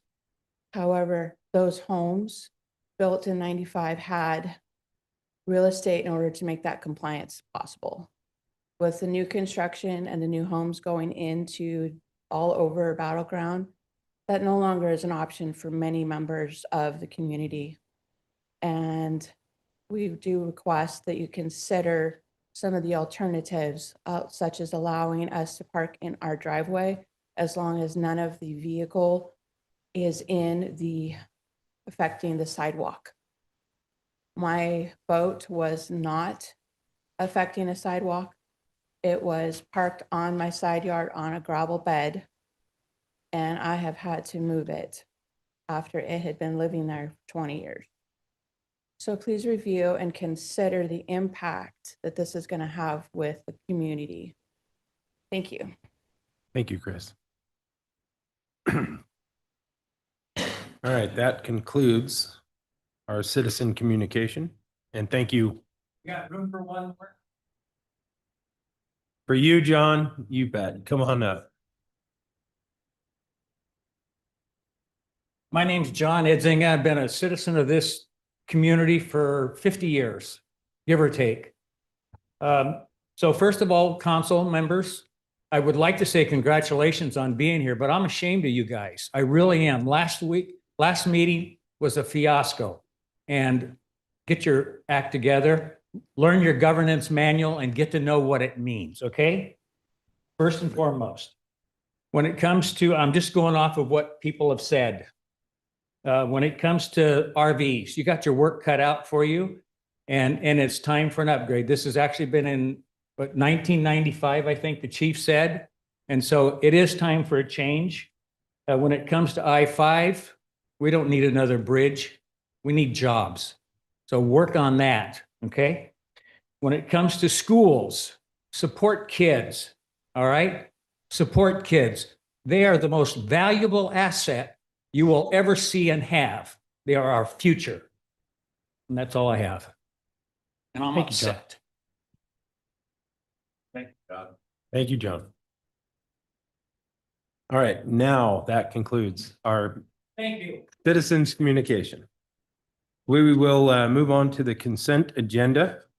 Does any council member believe any items need to be withdrawn from the consent agenda? I'll move to approve the consent agenda as presented. All right, we have a motion and a second. Motion by Councilmember Ferrer, second by Councilmember McCoy. All those in favor? Aye. Any opposed? Hearing none, motion passes unanimously. On to business. All right, I will bring up or introduce Police Chief Dennis Flynn one more time for the RV trailer. I've got your name here, I know. Go ahead, Chief. We had presented, I guess it would be council's preference if you want us to re-show the PowerPoint or just give it just quick brief overview. Yeah, I think it would be good to just give a real brief overview. It's more of a allowing discussion on behalf of the. Just very briefly, for those that weren't here earlier, as mentioned, we looked at the current code, which goes back to 1995, had a brief addition in 2004. We've sampled the code policies that pertain to RV, boat, and trailer parking in, I believe it was 7 or 8 other agencies that all surround, cities that all surround us. And just basically presented all of that in a format for the council to look to see what they want to do. In essence, there's only several options that are really available. One of those is to leave it as is. One of those is to consider allowing one of the vehicles to be parked in the driveway if the topography or the side of the yard does not allow for it. That is an option. Another option is to allow for it to be parked on a driveway or not, or impervious surface. Those two seem to be the most common for the surrounding areas. And then there's a whole variety of other options that are available, including allowing multiple vehicles. So I think just looking at what is out there, certainly listening to the concerns of our residents. I think that John probably said it best, we've got our work cut out. And to just know that it does have a tremendous impact, whatever we do, on quite a few of our residents. Certainly the police department doesn't weigh in one way or the other. All our job will be is to enforce whatever the ordinances are, and then also take direction from council and city leadership as to what they want done in those priorities. Thank you, Chief. Yes, sir. I think just to be clear as well, as far as our job today as council is not to come up with a decision and have a motion and vote on it today, but merely give staff the direction to start to draft something that we can review. I would also like the weigh in from the additional 2 council members that are not here today as well, but this is definitely a good time to have a discussion about this ordinance. So first up, we have Councilmember Munson. Go ahead. So I took some notes during our study session, and I reflect on the many decades I've been here. With the way that the houses are built now, with the restrictions that we're under from the county and the state, having to provide density for population and for growth, I reflect on a few things, and that is, for example, my wife and I, we bought our first house here when we were in our 20s. We raised a family. And as you get older and you are able to accrue some of the nicer things in life, you look at these lots that we have now, and there's just not a means for people to be able to grow and do the fun things with their family and their kids. Some of the other notes I took are, there's different ordinances that, as chief, you reflected on. We're working through them. but it seems that we're hyper-focused on this one right now. So if we look at the cities in Southwest Washington and their restrictions, we see that there's a lot of room for opportunity for people to store their RVs or their trailers or whatever, their boats. But there's not a lot of opportunity for them to store it on their property. And so as I look through these options that are presented to us, and I think about the fact that these are people's property, it's not our property in the government, it's the people's property. And we need to let them do what they want to do. And I understand that that could open up the opportunity for what some might call blight, but it's still their property. I mean, they're held to the government standards. They got to pay property tax even after their mortgage is paid off. They have to have some semblance of their own freedom. So as I work through this, I'm leaning towards option 4 and/or 5. Thank you, Mayor. Thank you, Councilmember Munson. Anyone else want to weigh in on the discussion on this?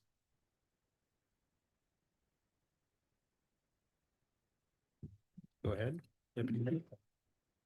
Thank you, Mr. Mayor. I would just like to say that I agree that I think that we have a dichotomy that's extremely important in that we protect the rights of our citizens and their private property and allowing them to store their RVs and boats on that property. I also understand that we also want to protect property costs. And so if we have a neighbor that has, 3 or 4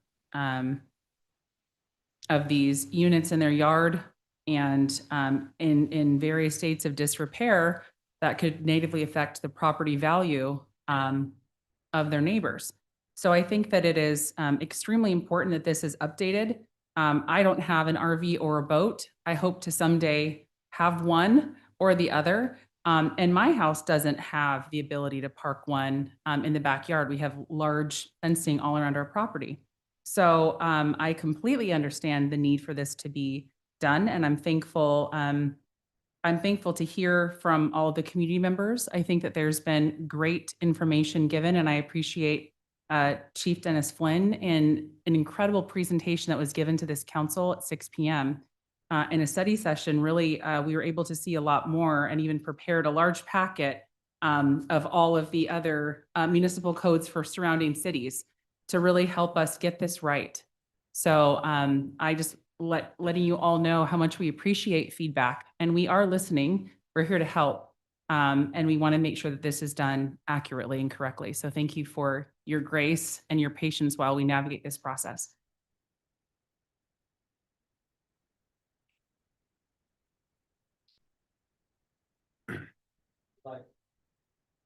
Yeah. Jamming. I'll just put my 2 cents on this. Again, to reiterate what Deputy Mayor just said, I mean, my home was built in the late 90s and our setbacks wouldn't allow more than probably a 21-foot RV to be parked in my driveway. And we do have a little side area that we paved, but even then, the width of the property could hinder that as well. I am like, I'll be honest with you, I'm torn. I don't necessarily want to, in my opinion, take off all the guardrails and just have people parking 3 RVs in their front yard and blocking their entire home. That I don't think is the intent of most of the people out here with their public comments, and that wouldn't be mine as well. But for full transparency, years ago, I had a trailer that I parked in my driveway, and I was in violation of this ordinance myself. Now, of course, yep, write it up, Chief.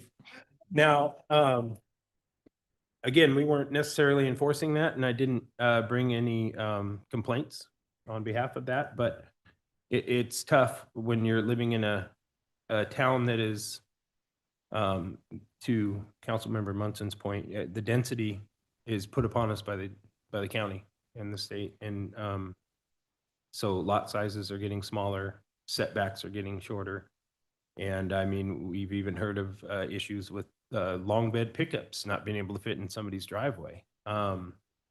It just for clarification, and Mark, not to put you on the spot, but what is, and you can get back to me on this, I don't want to necessarily put you on the spot, but what is the setback requirements in our code currently for builders. If you don't know that, that'd be great to get the information later, but. Yeah, why don't you keep talking and we'll look it up and we can, Okay. I think it differs in each zone, so we can get It the does, chart. Yeah, I'd be curious to have that information based on what a boat trailer is or what an RV length is.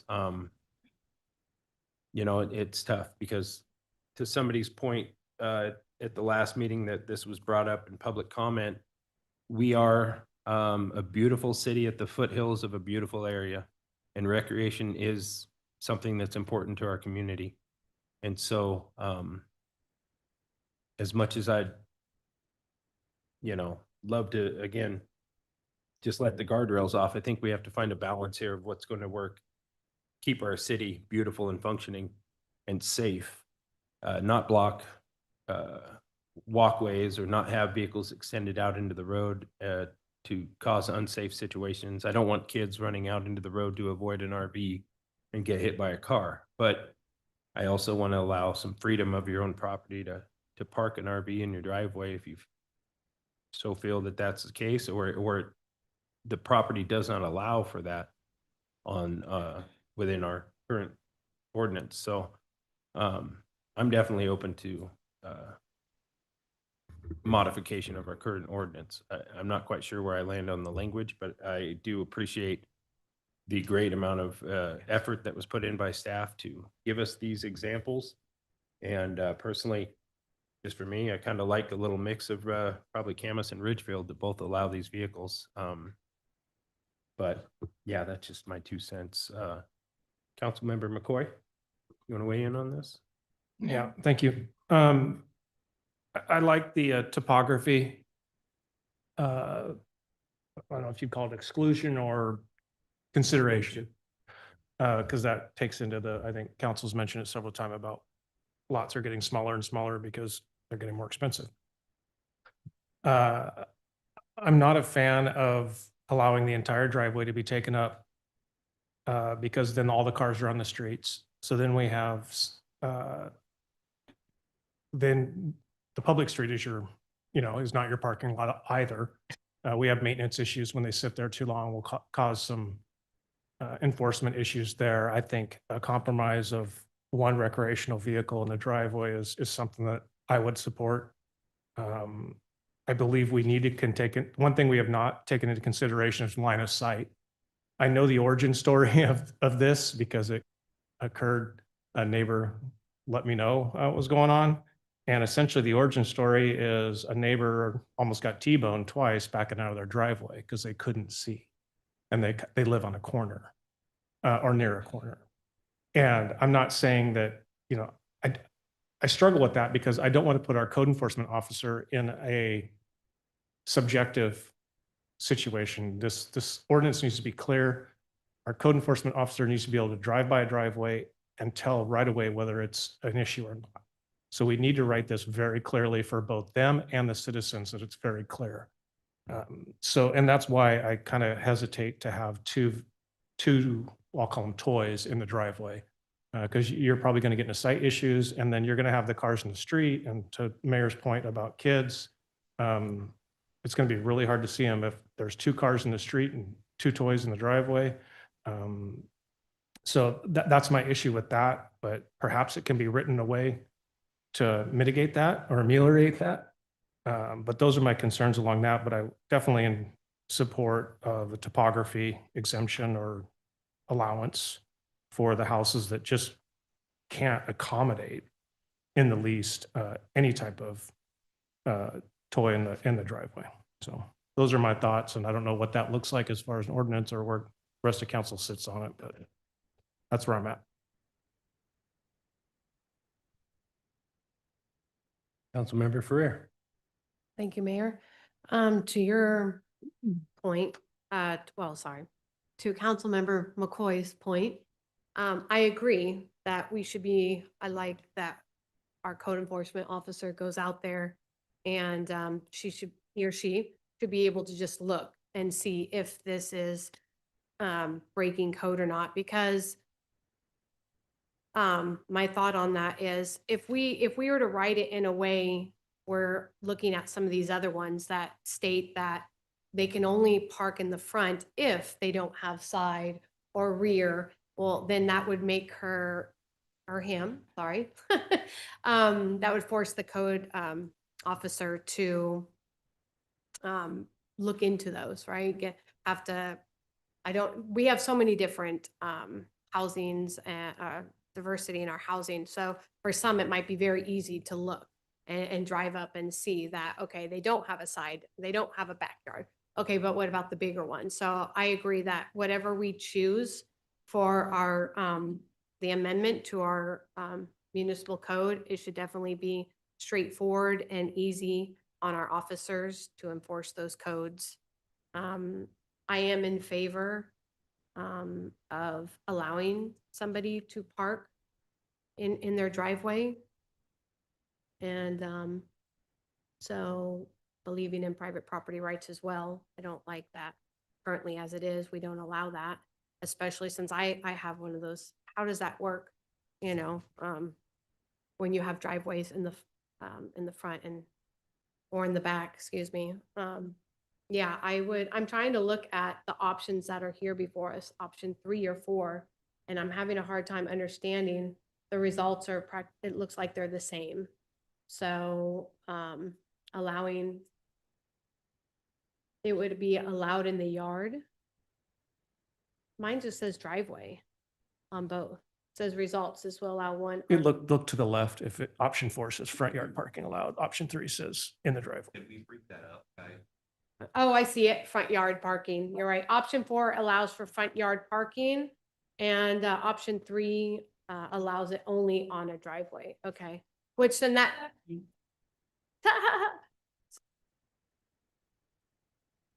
Sorry. Rob, if you could. Not to complicate things for the public. Sorry, I don't set this up.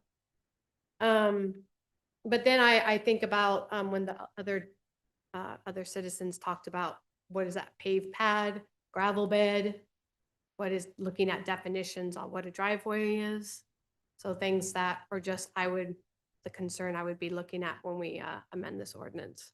So I know it's probably hard to read from that monitor. Option 1 is leave current ordinance as is with no changes. Option 2 is allow one RV boat trailer to be parked in the driveway if no side access available or not possible due to topography. Option 3 is allow one RV boat trailer to be parked in the driveway, a Ridgefield or Vancouver type model. Option 4 is the front yard parking allowed for RV boat and trailer. And option 5 is allow multiple RV boat trailers to be parked driveway and or front yard.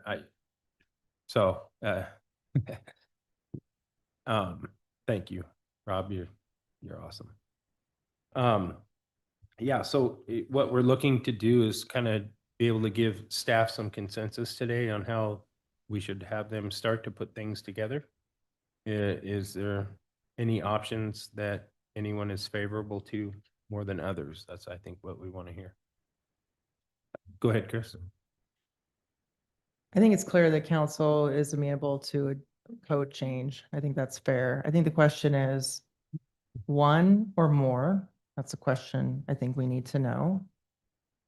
Whether topography is something you want built in there that's conditional. So in other words, if they currently park it on the side and they have access to that, they should do that versus bring it in front.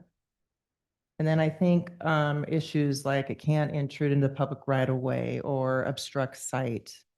I mean, we probably need to write those type of items in there. There was the question of whether you think it needs to be currently licensed, if that's applicable. But I think at this point, the main question is, you're amenable to changing the code. Is it just one versus more? We do have something in the code that defines driveway already. I think it's Title 12. So we would probably tie it to a legal driveway so that we don't have them maybe in the front yard. That would be something that council would need to consider. Councilmember Munson. So, Ms. Swanson, let's kind of unpack the front yard component here for a second. So when we talk about front yard, we're not talking about just the strip in front of our porch. Is not the side front yard considered the front yard too? So if you have a driveway and you have a grassy area to, say, the left side of a house where, you know, there's a walkthrough to get to the backyard and then your front yard is on the, is this left side not considered the front yard as well? The reason why I'm going through this question with you is that, say somebody has a 26-foot RV, they cannot park it in their driveway because it'll be sticking out. But this other front yard, if you will, by definition, allows them to bring it in at an angle so that they aren't blocking the easement or the road. So that's what I'm getting at. My question to you is both sides of the driveway not considered the front yard? I might let Mark answer this. There, in our code, it defines what a driveway is, right? It's width, it's material, single-family dwelling has one, unless there's an exception for two. So I don't know, I'm not really sure how to answer that. Yeah, I'll start. I think when they say driveway, it means paved, so concrete, asphalt, pavers, something like that. So when I hear front yard, I consider the grass area or something like that. So I think if you're defining it as on the driveway, it'd be some sort of approved paved surface. Okay, so council, this is the reason why I brought up 4 and 5 for me earlier is in 4, it says front yard parking allowed. Many of our houses out here have a grassy strip to one side or the other of the driveway. You know, you have what you might consider your front yard with your tree and your plants and all that stuff, but you still have a 5 or a 10-foot offset to the other side of the driveway. That part is considered the front yard. So, you know, by using option 4, it gives that area for the larger RVs. If they cannot back it straight in, they can put it at an angle. So, you know, for me, the flexibility is not everybody can afford to get a permit and to pave that little area, but maybe they dig it out and they put their own gravel in, which does not need a permit. If I'm wrong, correct me. But it allows them to make an improvement there so that they can put, whether it's their boat or RV or whatever. So again, that's why I'm going with option 4 is that gives the homeowner the flexibility on their property to do what they need to do. Thank you. Okay. Deputy Mayor? Thank you, Mr. Mayor. I would say so to the specific considerations that Manager Swanson's is asking for. I prefer option 3, allowing one RV boat trailer to be parked in the driveway. I like topography considerations, but I feel like they complicate it. So my personal viewpoint is that regardless of if they have space or access to the side of their home, my option would be to still allow use of a legal driveway to park one RV boat or trailer to the front, so long as that it is not encroaching on public easements and right-of-ways and all of that. I think that we should also have language that allows for parking on the street for loading, unloading for whether we say 72 hours, whether we say, 7 days, not to exceed, 20 days in a year, something to that effect. Because I think that that's going to be necessary. I am not at all unagreeable to having multiple items on the property itself. If they had a way to contain one unit behind the front wall line of the home and then having a second unit in the driveway, so long as there's only one item in front of the front wall line and that item must be placed in a legal driveway, not a front yard. That's my viewpoint personally. Councilmember McCoy. Yeah, I agree with most of that. I agree with what, or I also understand what Councilmember Munson's saying. For me, the definition of side yard is that strip that you're talking about, right? Whereas when I see front yard parking is allowed, I'm seeing, a boat in grass on the front yard, and that's not acceptable to me personally, and I think to most of our citizens. But I would be, I think a I was contradictory in my first statement and that I wanted it clear. And I also said I was okay with topography. So you convinced me on that. So I'm fine with if there's an RV behind the fence and then another one in the driveway, I'm fine with language like that. I think that making sure the definition of, to Council Munson's point, that the side yard is defined if it's not, because I mean, I think that's how we all understand it. I just, you don't want in the front yard grass is how I think, that's how I'm picturing. I don't think that's the intent, but how it's written on option 4, that I think that would be allowed. So, yeah, those are the big ones. And I still worry about, when it like a big Airstream or something that just goes right to the edge of that sidewalk.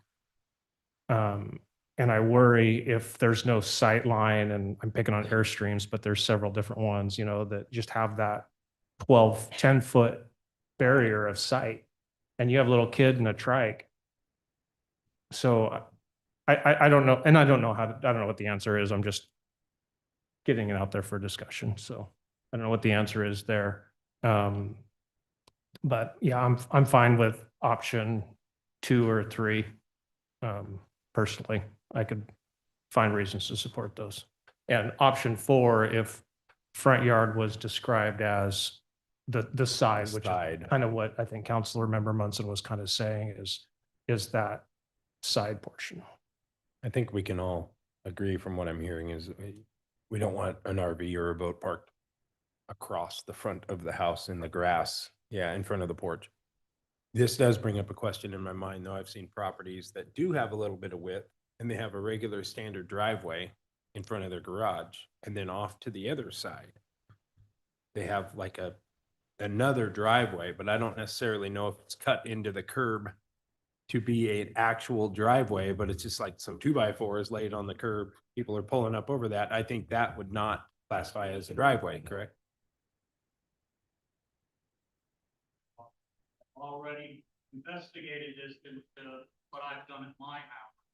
You cannot have 2 driveways, one that's cut in and one that's across sidewalk. So that you drive, that's county code on that. Mark?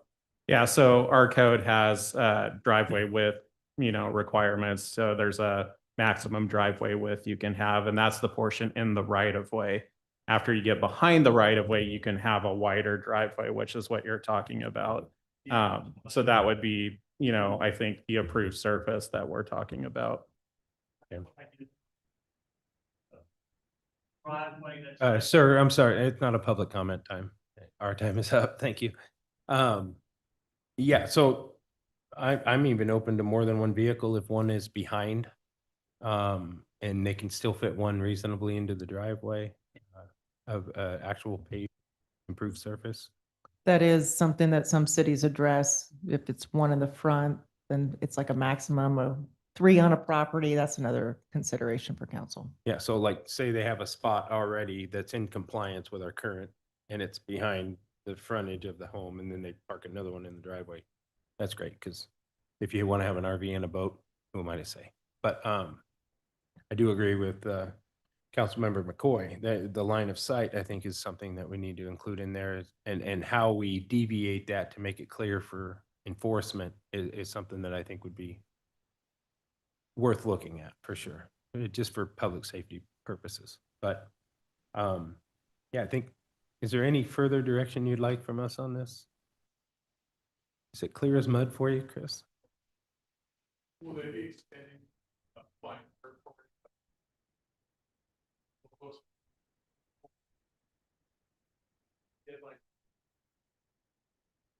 So I don't know if council, I think we get the gist of it. And if you wanted to give staff direction, we can certainly draft a change, which is going to require a code change, a public hearing. Minimum, that's at least a month out. If you wanted to call for that, I don't know if we're ready to do that or. Before I answer that question, Councilmember Munson. So as the gentleman asked in the back, I was thinking about that. So let's get on public record. We're going to keep a moratorium in place until we resolve this issue, correct? Okay, thank you. Yeah, I would say we don't. That was the motion. Yeah. That was the motion. Yeah, until we've made a decision, there's going to continue to be a moratorium on that. So we won't make any more action on that until we've reviewed this further. But yeah, again, I would love to get the weigh-in of the other council members as well. But I think that, yeah, let's move forward with that, start drafting something and bring it back to us to take a look at.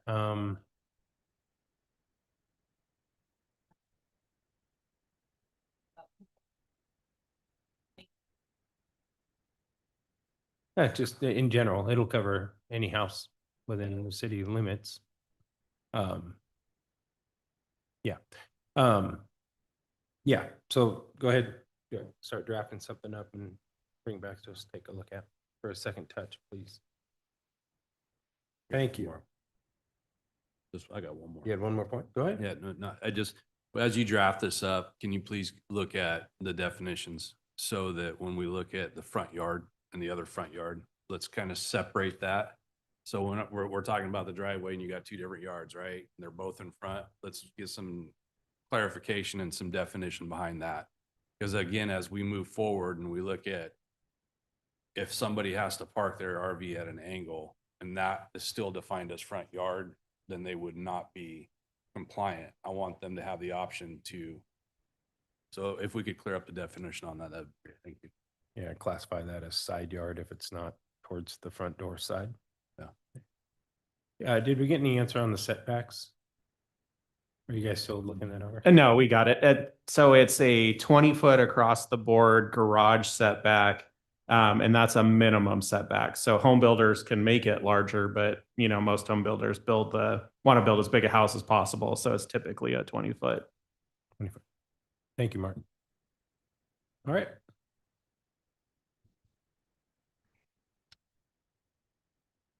Moving on. And administrative reports. Are there any administrative reports from staff this evening? I don't have any this evening, other than that groundhog saw its shadow, so we're in for Yeah. winter for 6 more weeks. That's all. Get that guy out of here. Council communications. Are there any council member communications this evening? Please use your cue here. Council member Ferrer, you are up. Okay. I'll make it quick. You look, you're like, I didn't say nothing. Okay. So, I would like to respectfully request, that this council consider placing on the next agenda a resolution expressing opposition to proposed Washington state legislation that would impose a state income tax.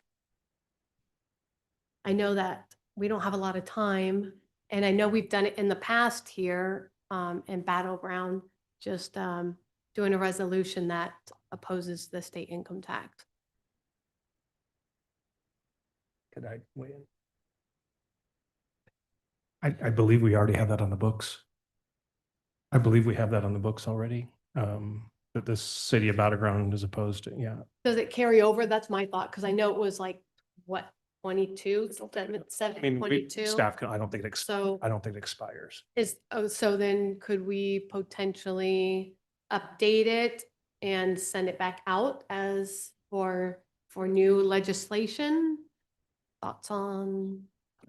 Well, I think we've already stated our stance on that as far as the resolution stands, unless we want to change the resolution. I don't know if it's necessarily needed updated. Because I mean, because we have all new I mean, not all new legislation, but we've got, new representation up there. Are they going to be aware that, oh, the city of Battleground back in 22 or whenever, 2021, whenever it was, they voted and did a resolution? Is this going to be something versus, I guess, would this council be opposed if I were to print off this resolution and send it off to our representatives as a reminder that, hey, would you please, oppose this income tax when it comes through the House and the Senate floor? Go ahead, Chris. Is there a specific bill that's been dropped that pertains to this? Because I think a better way to do this is as a legislative committee, if you want to weigh in on a bill, pro or con, we could certainly do that. If there's a specific piece of legislation floating out there right now, it's probably a more impactful way to do it. Okay, so wait till next week when it drops. But you already have the number. Yeah, I was looking for it right before the meeting. I had like 1 hour and I'm trying to find it, but I It's remember Resolution 21-07. 2107 resolution. I mean, You're looking for the Senate. yeah, I was looking for the Senate and the You can find out. House bill, yeah. I was trying to get it So, before this meeting, so I'd have that number ready for you guys, but I would love to talk further on this as legislative committee. We have the ability to speak on behalf of or and oppose of bills. yeah, but when do we meet? We haven't even discussed. That's like a quarterly or. how Well, often do we meet?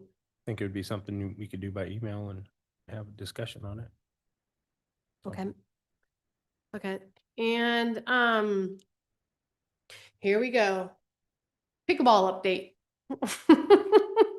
I love pickleball and it's my new favorite sport. I'll see you down at Kiwanis Courts on Let me Saturday. know. Let me know. Yeah, no, I just wanted to get an update and see where things stand on that one. Do we have an update on that one? We're currently, we have a contract with a structural engineer who's evaluating whether the solutions we want to apply according to the sound engineer would actually be feasible because of the weight. So we've had him on board. I know it was anywhere from 3 to 6 months to final completion, and that would be applying the solution. And I did update the neighbors with that Okay. via email. Okay, thank you. I was gonna ask what's the time frame, so thank you for already addressing that. And then since we did the 2026, this board's reviewed and approved the 2026 legislative agenda this evening.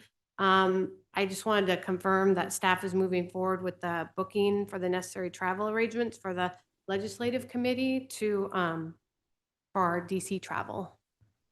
The clerk requests clarification. My apologies, Councilmember Ferrer. There was no motion made approving the federal legislative agenda. Is it the intention of this council to do so at this evening? And I do apologize. I thought with legislative that it was one of our duties as legislative is that we're supposed to go up there and represent our citizens at Battleground. So I do apologize. I didn't know there was supposed to be a motion. So, okay. So I guess, No, it is Could be. not the wish of the council to do that at this time. Yeah. But I do think we need to bring that up at one of the next meetings. Thank you, Mr. Mayor. Thank you, Liz.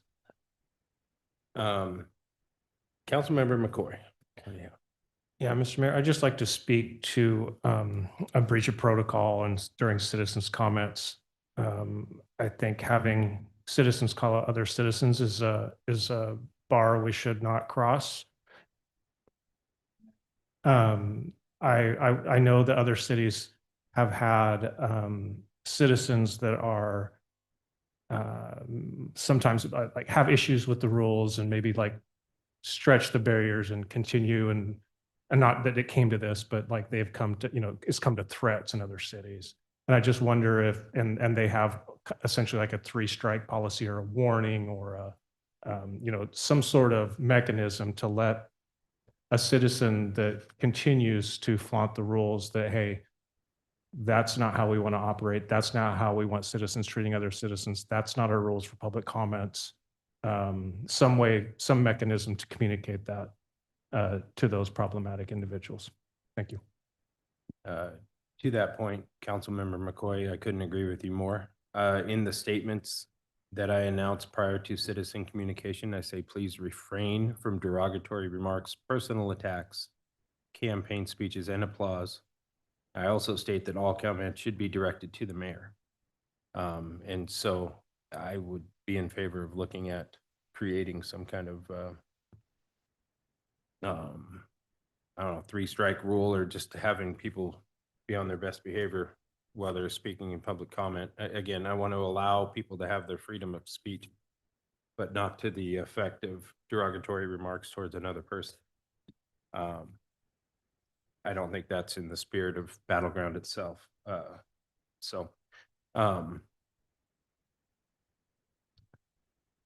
Deputy Mayor Vale, you have the floor. Thank you, Mr. Mayor. I just wanted to follow up with staff just regarding the LTAC committee membership. If we had put that or we're planning to put that on social media or on our website and allowing those openings to be community members or businesses to be able to apply for those.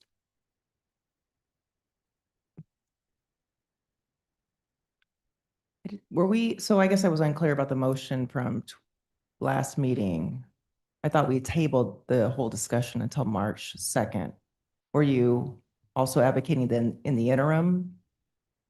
Yes, so I apologize if my motion wasn't well stated at the meeting. The heart of my motion was just to allow time to be able to research. And then if it was determined that others, other businesses, that people in the community were able to apply for this, that we gave the opportunity to those businesses or those members to be able to take advantage and to be able to, in the interim time, that they could apply for potential consideration on the committee itself. Okay. We can do that. We'll put out a process and allow staff to just decide how long that, or what that looks like, how long, and a deadline. And I guess I would seek input on when you would like to have those. Would it be by the March 2nd meeting? I think as long as we have time for Mayor Overholzer to look and even the other council members to be able to see the applicants or those that are interested, because I know the appointments will come from him.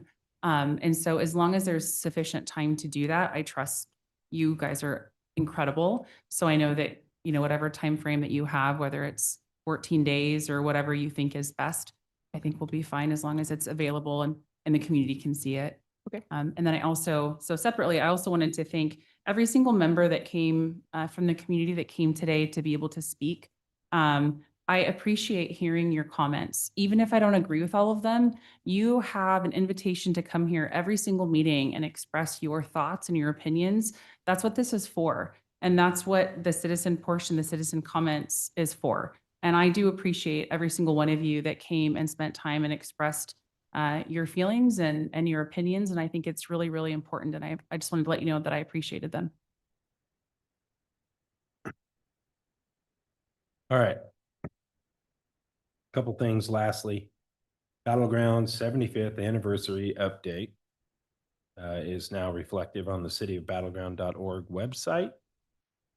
Kind of a big deal to be celebrating 75 years of an incorporated city. So if anybody wants any updates or get any information on that, you can find it there. The other thing that I wanted to note is we do currently have a special election going on that ends on February 10th for Proposition 10 from the Battleground School District. Now, whether you're for or against that proposition, I would just urge you to get out and vote on that proposition. The voter turnout is abysmal. And if we truly want to have an effect on our community, we should be participating in our ability to vote as citizens. And that's something that I greatly appreciate the right to do. And I would urge anyone in Battleground to take that same right, or in the school district itself, to vote your voice for Prop 10, whether opposed or in favor. All right, so